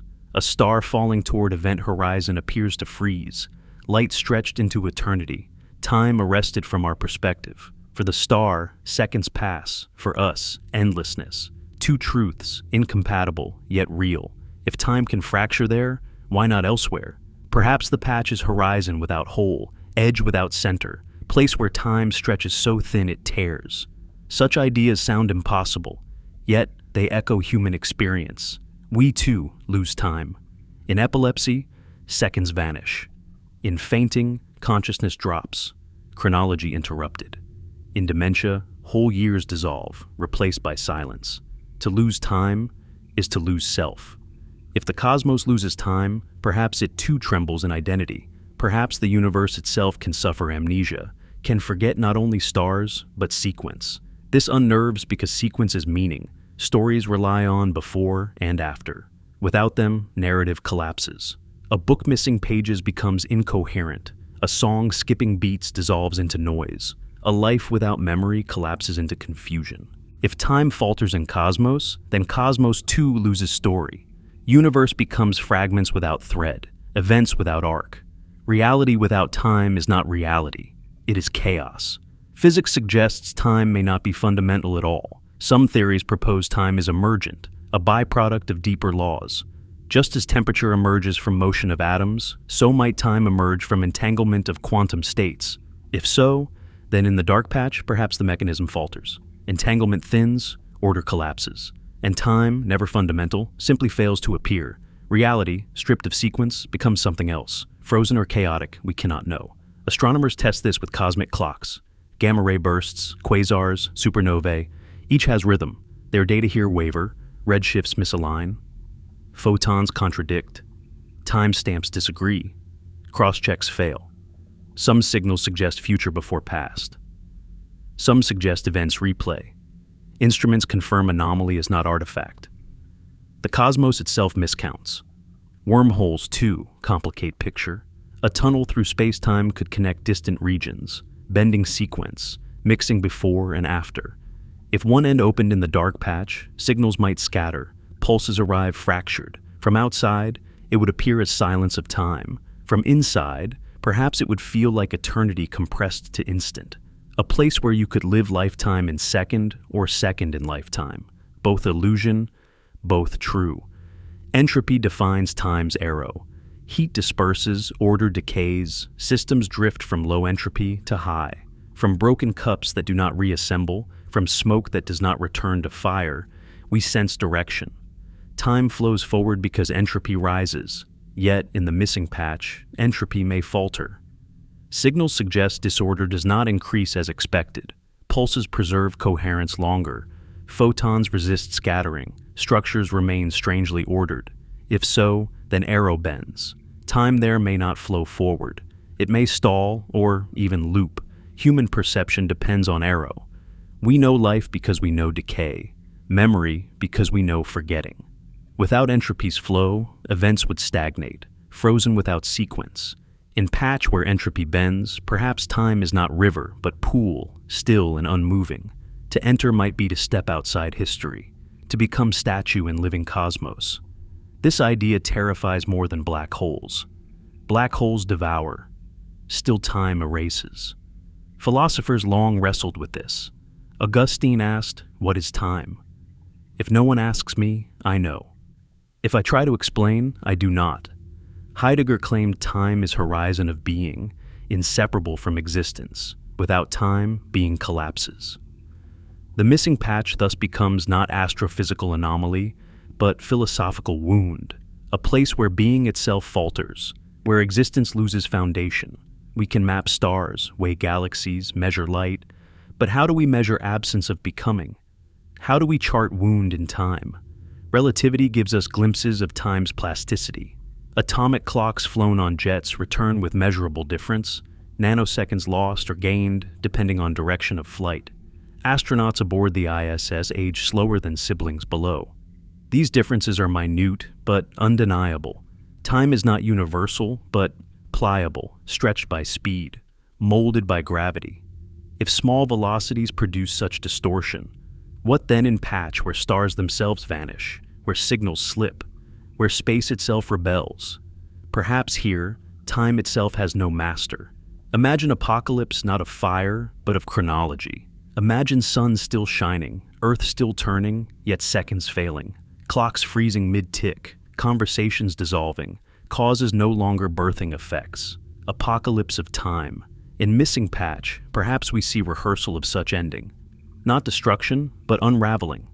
Cosmos without story, only fragments without sequence. Quantum theory deepens the fracture. At smallest scales, time becomes uncertain, entangled with measurement. Some interpretations suggest that without observer, time does not progress. States remain superposed, unresolved. Perhaps the missing patch is cosmic version of this. Macroscopic quantum state stretched across light years, where time has not yet collapsed into definite sequence. To us, it looks like absence. To cosmos, it may be possibility unchosen. Cultures imagined eternity not as endless duration, but as timeless state. The Buddhists spoke of nirvana, cessation of becoming. The Greeks imagined eon, eternal cycle beyond mortal chronos. Christian mystics wrote of God outside time, for whom 1,000 years are as day. Always, eternity was less about length and more about quality, absence of change. The missing patch may be a glimpse of such eternity, cosmos outside clock, section of reality where flow halts and eternity seeps in. Cosmologists warn of heat death, universe expanding until energy evens, stars extinguish, black holes evaporate. In that final state, time may lose meaning, for without change, without entropy's gradient, sequence dissolves. The universe would persist, but nothing would happen. Eternal stasis. The missing patch could be foreshadow of that fate. Fragment of heat death intruding early, region already beyond becoming. To glimpse it is to glimpse our end. Universe not exploding, but freezing into silence. Consider stars themselves as clocks. Their lifespans predictable. Red dwarfs burn trillions of years. Massive stars collapse in millions. Supernovae mark cosmic epochs. White dwarfs cool with precision. Yet near missing patch, stellar clocks too falter. Lifespans shortened or lengthened, patterns uncertain. It is as though the cosmos forgets schedule. Seasons vanish from sky. When stars themselves fail as clocks, universe trembles in continuity. Loop quantum gravity suggests time may not be smooth, but granular, ticks of Planck intervals, indivisible atoms of duration. To us, seconds feel continuous, but perhaps beneath perception, time jumps like film frames, illusion of flow born from gaps. If so, the missing patch might be region where frames drop, cosmic reel skipping, continuity fractured. To look there is to glimpse raw film, universe caught between frames, story unraveling mid-projection. Philosophers debate eternalism versus presentism. Eternalism holds that past, present, and future all exist equally, laid out like landscape. Presentism insists only now is real. Both may be illusions, for in the missing patch, neither past nor present feels stable. Neither eternal block nor fleeting slice holds. Time here refuses every model, mocking categories, dissolving frameworks. Myth echoes this fracture. In Jewish legend, Joshua commands the sun to stand still, halting day. In Sufi tales, saints lose hours in vision, waking to find centuries passed. In modern folklore, abductees speak of lost time, hours vanished without trace. Across ages, culture sensed fragility of chronology. Now cosmos confirms what myth intuited. Time can vanish. Think of human death once more. A life ends, and for that person, time itself ceases. To them, no future follows, no seconds tick. The cosmos continues, but subject's chronology halts. Death is private patch of missing time. Multiply by billions, and humanity itself is constellation of vanished hours, mosaic of silenced timelines. We are not strangers to missing time, we are made of it. The missing sky is mirror of this truth. Just as individuals lose time, so too can cosmos. Just as memory falters in minds, so too can chronology falter in stars. And just as lives end in silence, so too can universes. What we see is not anomaly, it is kinship. Cosmos shares our mortality, and yet, paradox remains. For even as time falters, we stand here, naming it. Even as chronology erases, we resist by telling story. To narrate vanishing time is to restore it in language. To speak of absence is to weave thread again. Perhaps this is our role, to be chroniclers of silence, storytellers of vanishing, memory for cosmos that forgets. Perhaps then, the missing patch is lesson. That time is not gift guaranteed, but fragile arrangement.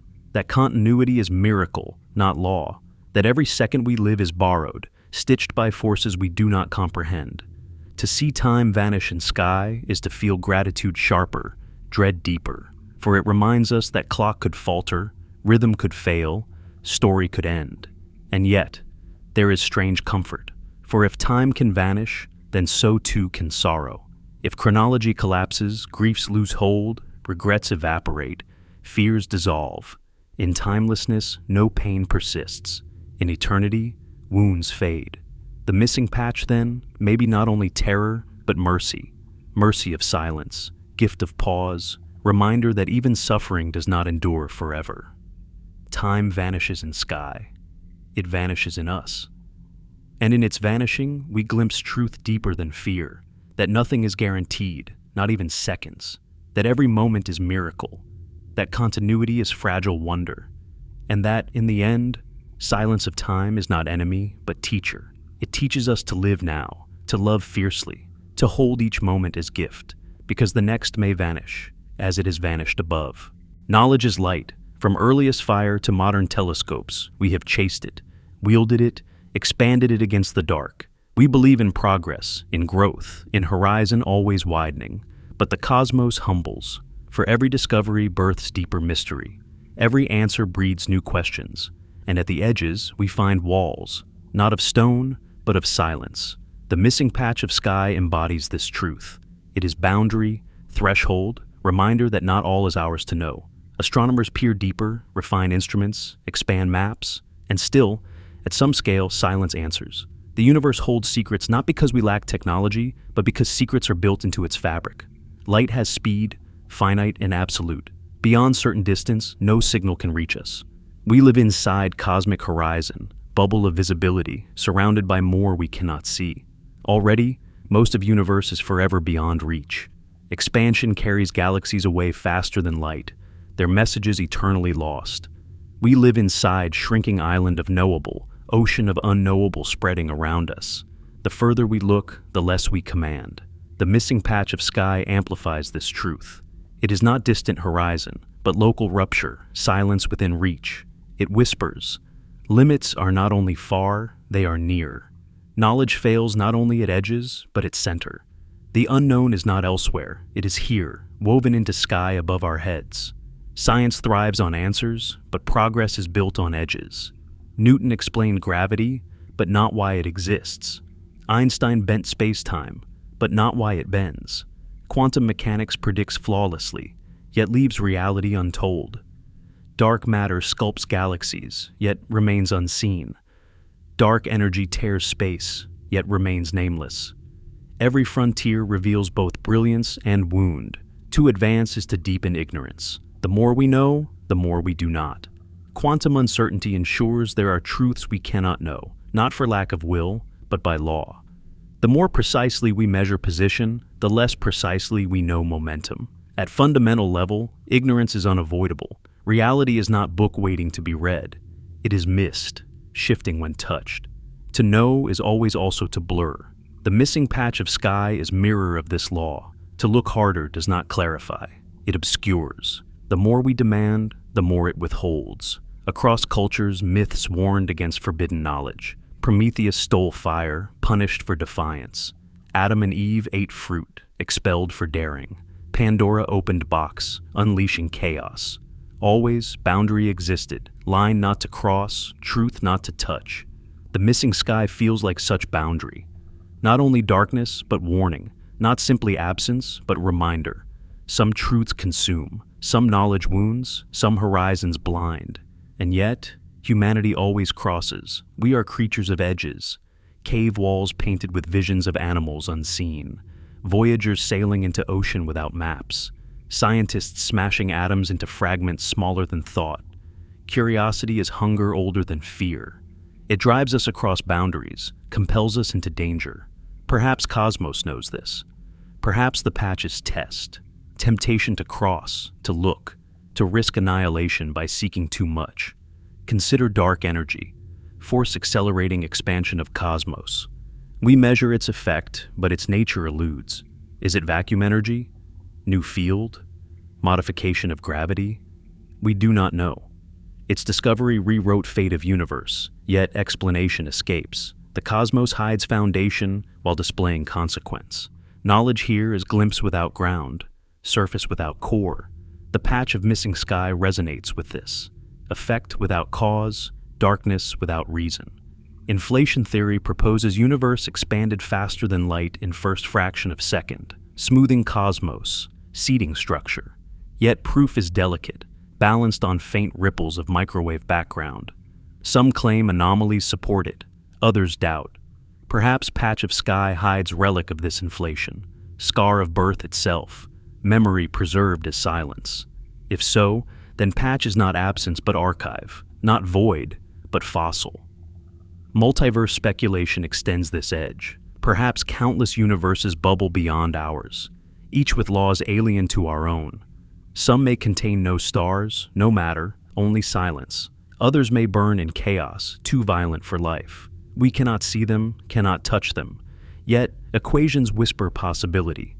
To some physicists, multiverse explains anomalies, fine-tuning of constants, improbable balance of forces. To others, it is untestable, forever beyond science. Here, knowledge collides with philosophy. What does it mean to theorize what we cannot test? What is edge between science and story?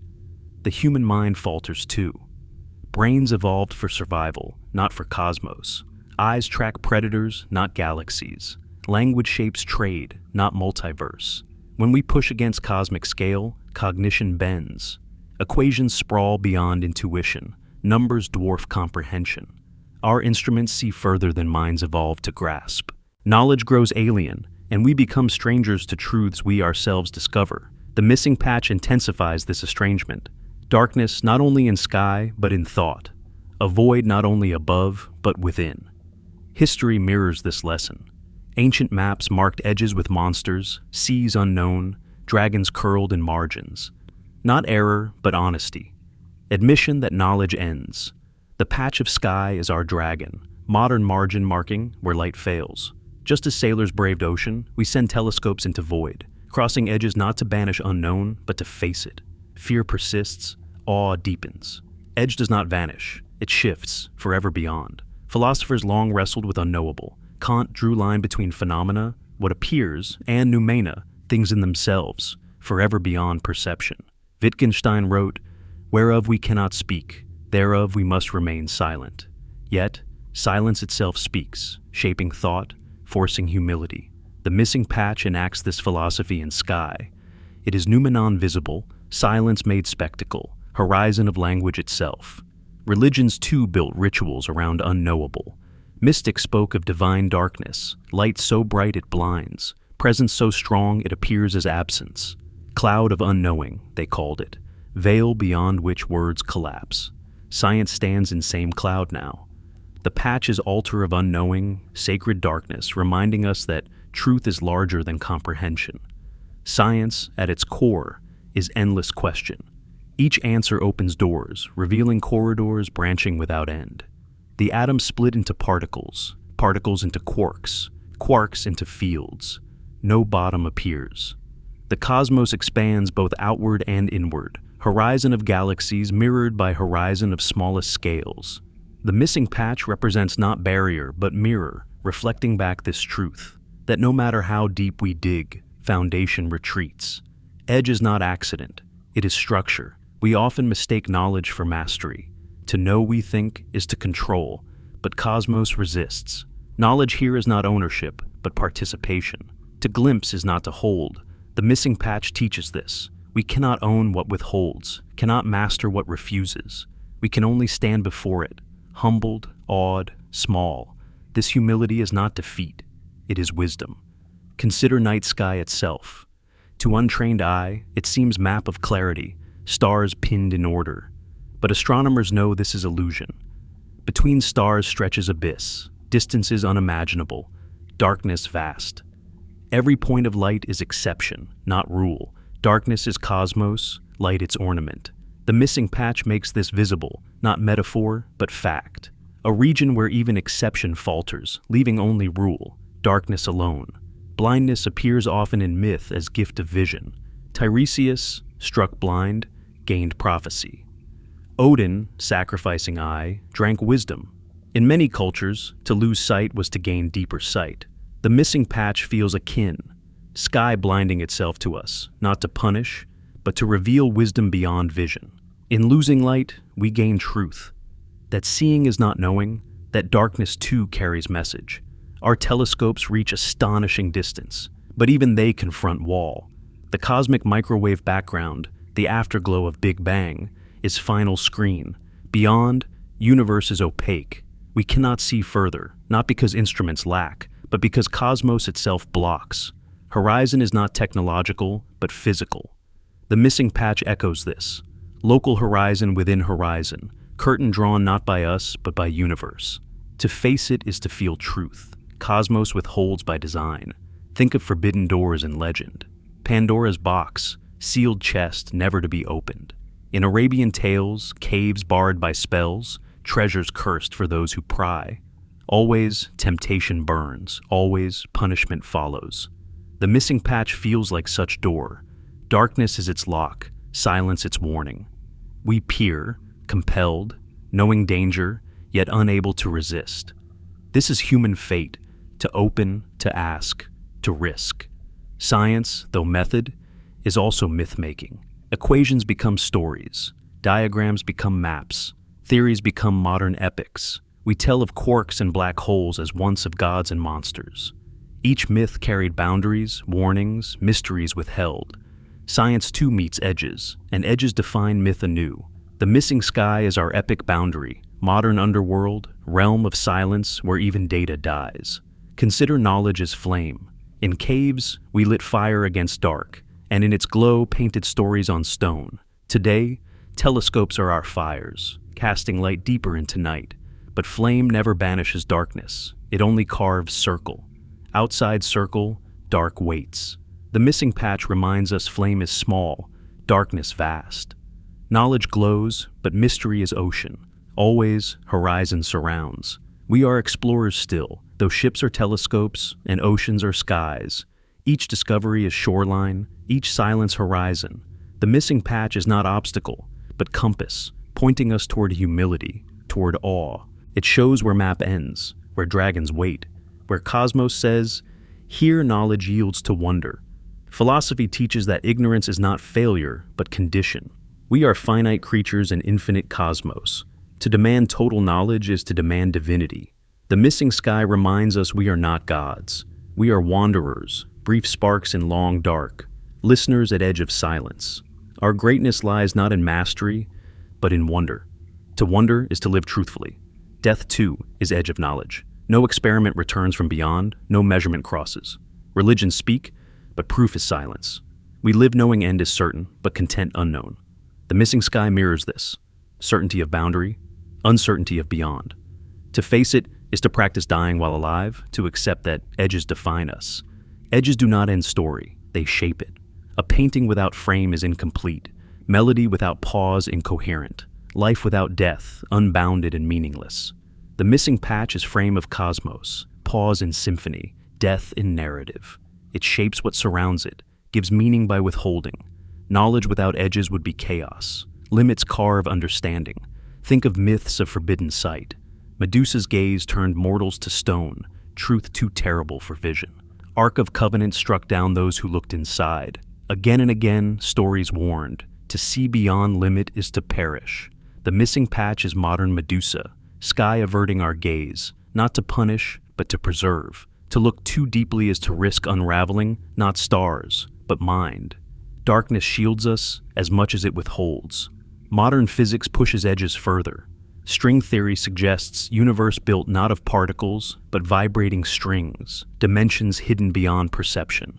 10, 11 dimensions folded, unseen yet shaping. We may never touch them, never measure directly, but their mathematics seduces with elegance. If true, cosmos is richer than sight, deeper than thought. Yet, evidence hides, perhaps forever beyond reach. Knowledge trembles at edge, beauty without proof. The holographic principle whispers stranger still. That reality may be projection, three-dimensional world encoded on two-dimensional boundary. If so, everything we know is image of deeper law, shadow of hidden plane. This is knowledge inverted, truth not where we stand, but where we cannot reach. The missing patch feels like echo of this, a place where projection fails, screen tears, image falters, exposing surface beneath. And so, segment 8 ends at silence, not solution. The missing sky is edge of knowledge, horizon not to cross, but to honor. It teaches humility sharper than any theorem, awe deeper than any discovery, for in its refusal, it reveals truth. That knowledge is not conquest, but dialogue. And sometimes, cosmos speaks loudest by not speaking at all. The cosmos is mirror. We look outward, but always we also see inward. Stars reflect dreams, galaxies echo myths, darkness embodies fears. The missing patch of sky unsettles not only because it defies science, but because it resonates with psyche. It reflects our own absences, memories lost, years vanished, mortality looming. In sky, we glimpse soul. In silence, we hear our own. Astronomers map data, chart anomalies, calculate probabilities. But humans tell stories. We always have. Sky was once dome of gods, river of ancestors, wheel of fate. Darkness was womb, tomb, terror, comfort. When modern science names void anomaly, psyche still names it shadow. Not shadow of matter, but of self. In missing sky, we see mirror of our own missing time, forgotten hours, mortality waiting. Psychology reveals how much of life hides unseen. Memories repressed, traumas buried, desires denied. We live lit by only fragments of mind. Beneath awareness lies ocean of unconscious, shaping thought, bending action, unseen yet sovereign. Freud called it shadowed continent. Jung called it shadow self. The missing sky resonates as cosmic unconscious, vast portion of cosmos hidden, yet guiding, shaping, controlling what we can see. Just as dream reveals unconscious by symbol, so anomaly reveals cosmos by silence. Mortality deepens reflection. Death is personal patch of missing sky, boundary we cannot cross, horizon we cannot see. We watch others vanish into it. We know we will vanish too. What lies beyond? Silence. Just as dark patch swallows light, death swallows consciousness. And yet, silence does not end story. Memory of dead persists. Echo of light continues across generations. Stars too die, but their light travels. Death becomes mirror of cosmos, absence that still speaks. Culture has always projected inner onto outer. Egyptians mapped heavens as duat, realm of dead. Greeks placed constellations as myths, lives immortalized in stars. Navajo wove sky with holy people, spirits shining in dark. Always, sky was mirror of psyche. Always, void was echo of fear. Missing sky is latest incarnation, scientific anomaly, but also archetypal mirror, reflecting shadow we carry inside. Even silence mirrors us. In human life, silence holds meaning as deep as speech. A friend's refusal to answer, a lover's pause before parting, a parent's wordless grief. Silence carries weight beyond words. The missing patch of sky speaks silence to us. Its refusal to shine becomes message. Its absence becomes presence. It reflects our own silences, things we cannot say, truths we cannot hold. Philosophy names this reflection. Heidegger wrote of being toward death, how mortality defines meaning. Sartre wrote of nothingness at heart of freedom, Camus of absurdity, cosmos indifferent to hope. Missing sky is nothingness made visible, absurdity embodied in space. It forces confrontation with limit, with death, with silence. It is cosmic memento mori, whisper of skull in night. But not all reflection terrifies. Some silences heal. Some darkness comforts. In womb, darkness surrounds, nourishing. In meditation, silence descends, steadying. In sleep, unconscious restores. Perhaps missing sky reflects not only fear, but rest. Not only death, but peace. It may remind us that not all unknown wounds, that some unknowns cradle, some absences are mercies. Myth again confirms this duality. In Greek story, Narcissus saw self in water, reflection that consumed him, danger of mirror. Yet, in Orphic myth, mirrors used for initiation, to glimpse divine. Reflection is both trap and revelation. Cosmos' mirror is both. To see missing sky is to risk despair, but also to glimpse truth, that we are not full, that we are fragments, that we live with absences inside. The missing sky becomes metaphor for memory itself. We recall fragments, lose others. Childhood dissolves into blur, names slip, years vanish without trace. Brain is not archive, but sieve. We live with holes, missing hours like missing stars. Yet these absences shape identity as much as presences. Who we are is not only what we recall, but what we forget. Just so, cosmos is shaped not only by galaxies seen, but by darkness unseen. We are patchwork of presence and absence, light and silence. Even grief is mirror. To lose someone is to live with absence, patch of sky gone dark. No telescope can restore it. No memory can relight it. Yet, absence itself becomes presence, shaping life, guiding choices. The darkened sky echoes dark in heart. Loss and cosmos speak same silence. What unsettles is recognition that cosmos and self mirror each other not by accident, but by necessity. We evolved under sky, psyche shaped by stars, myths forged by constellations. To see cosmos as mirror is to see roots of mind. Missing sky resonates because it is not alien. It is intimate.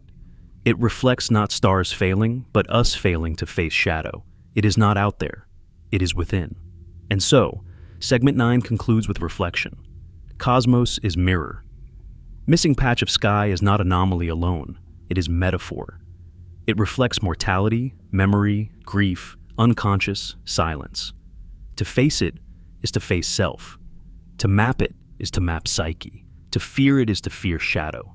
Cosmos has always been mirror. Tonight, mirror darkens. We do not expect silence to change. We don't believe it can shift or deepen. Silence is supposed to be still, passive. But what if one night you gazed into the stars, and part of that silence, just one section of sky, became somehow darker? Not just dimmer, not clouded, but darker, like a note struck lower in a song you didn't know had music. Astronomers noticed it, not all at once, but gradually. An absence where there had once been something. Faint lights vanished, background glow faded. Space itself, within this irregular patch, seemed to absorb rather than reflect, as if light went in but never returned, a void inside the void. At first, we thought, instrument error, faulty calibration. We ran diagnostics, double-checked sensors, launched more precise probes. But each time, the result was the same. Something was there, and that something was not reflecting light. Not blocking it like a planet or a dust cloud, simply removing it, erasing its echo. We pointed telescopes, infrared, microwave, ultraviolet. We sought to fill the gap with data, to paint the blank with reason. But the blank stared back. No flickers, no shapes, no signature of matter or radiation. just the impression of something missing, like a breath that never quite returns to the lungs. The universe is 13.8 billion years old, and it is always expanding. Space is not static, it stretches. Galaxies drift apart, redshifted by the Doppler effect. Their light stretched thinner and thinner until it slips from view. But this was not drift, not age. This was closer, sharper, sharply absent. What do we do with a hole we can't explain? Some said, it's a tear in the fabric of space-time, a bubble of nothingness birthed from vacuum decay. Others whispered of cloaked objects, artificial obscurance, or even civilizations advanced enough to build Dyson spheres that bend around entire sections of the sky. But we had no evidence, no pattern, just the deepening dark. It wasn't just the absence of stars, it was the absence of fluctuation. Even the cosmic microwave background, our oldest map, the baby photo of the universe, flickers with minute variations, quantum tremors echoing from the Big Bang. But here, in this patch, even the CMB dimmed, like a faded page, like the memory of heat once present, now cold and unrecoverable. The silence grew louder, not in sound, but in implication. It started showing up in simulations, scenarios where the universe's fate hinged on such voids. If they expanded, they could swallow light, structure, even entropy itself. One cosmologist called it a metaphysical sinkhole, a place where not only information vanished, but meaning too. What happens when the sky forgets? When a region of space-time simply lets go? No collapse, no bang, no violence, just surrender. This patch was not devouring, it was forgetting to be. We named it, as humans always do, but names don't tame the unknown. They give us the illusion of handle, of grip. But this thing was slipperier than theory, deeper than equation. It did not want to be held, and yet, in its silence, it spoke, not in syllables, but in feeling. Standing beneath that patch, astronomers reported unease, as if being watched, as if being measured against something beyond comprehension. And more strangely, some felt peace, a quiet so complete it dissolved thought. One called it the nearest I've felt to nothing and everything at once. What kind of absence can carry weight? What kind of silence can press on the soul? We built simulations. We turned to string theory, loop quantum gravity, brain cosmology. Some proposed it's a tear where another universe once touched ours, like two bubbles brushing in hyperspace. Others suggested a scar from before the Big Bang, a leftover trauma in the fabric of existence. But trauma leaves heat. This left only chill. We projected what would happen if the patch grew. It might distort gravitational fields, bend the trajectories of light from behind. Lensing effects should occur. But none did. Light from behind it never emerged, as if space had no backside anymore. And in that thought, something terrifying dawned. What if this wasn't a thing in space? What if it was space itself, ceasing to behave like space? A region no longer playing by the rules of geometry, no longer part of this observable reality. Not removed, but rewritten. Silence on cosmic scale returns us to silence on human scale. Death is our heat, death, our big rip, our big crunch. Each life ends not with roar, but with hush, last breath dissolving into quiet. The missing patch reflects this. Just as stars vanish into silence, so do we. What frightens us in sky is recognition of self, our own vanishing mirrored above. But silence is not only terror, it is also mercy. For silence is end of pain, end of noise, end of confusion. In grief, silence soothes. In prayer, silence sanctifies. In the deepest meditations, it enlightens. Religions, too, have always spoken of final silence. In Norse myth, Ragnarok ends with gods slain, world aflame, and after fire, a quiet sea, blank and waiting. In Hindu cosmology, each cycle ends with Shiva's dance of destruction, fire, and flood, dissolving universe into stillness, awaiting rebirth. In Christian scripture, Revelation speaks of silence in heaven, half an hour of cosmic hush before new creation. Always, end is not noise, but silence. Always, finale is pause. The missing patch of sky feels like that pause. Cosmic censorship in physics suggests that singularities, the raw heart of gravity, infinite and unseeable, are always hidden behind horizons. Nature, it seems, veils its most violent truths. Perhaps the missing patch is similar. Singularity of knowledge, clothed in silence, event horizon not of matter but of meaning. To look there is to confront veil itself. Curtain cosmos will not draw back. Humans, too, live with censorship of knowing. We do not recall earliest years of life. Childhood dissolved into fog. We cannot know our own death ahead of time. The future, like the patch, offers no return signal. It's an edge we orbit, but never enter. Black holes embody silence more absolute than any void. No signal escapes, no story continues past event horizon. They are boundaries where time halts, light bends, causality fails. To approach one is to approach final silence, reality erased beyond return. Yet, even they glow faintly, hawking radiation whispering that silence is never total. Even in erasure, cosmos leaves trace. Perhaps the missing patch is kin to this. Echo of boundary where silence reigns, but faint whisper persists. Modern cosmology faces horizons that no equation may cross. Dark matter outweighs stars fivefold, yet remains invisible. Dark energy drives galaxies apart, yet has no face. Multiverse theories multiply possibilities, yet none can be touched. We stand in age of data, yet surrounded by mysteries more numerous than answers. The missing patch of sky concentrates this condition into symbol. It is not only anomaly, it is monument to unknown. Entropy, the slow rot of order into chaos, ensures all warmth will fade. Stars burn fuel, run dry, flicker out. Galaxies spin apart. In trillions of years, black dwarfs cool in isolation. In Googles, even protons decay. The cosmos becomes dark cemetery of motionless ash. That is heat death. Not bang, not crunch, but final exhale. The patch may be early symptom or random bruise. Either way, it foreshadows quiet. We are temporary patterns in a timeless fabric. Our joys, losses, names, all flicker briefly. We are born not knowing why, live asking questions, and leave without hearing answers. Yet, we leave echoes, words, gestures, memories in others' minds. The cosmos may forget us, but for a time, we remember each other. In this remembering, silence softens. The dark patch of sky forgets nothing. It is perfect void. But we are imperfect memory, and that may be our gift. Perhaps it is not ours to know, but to witness. Not to solve, but to feel. The patch of sky asks nothing, answers nothing, offers only its presence. And in that presence, something shifts.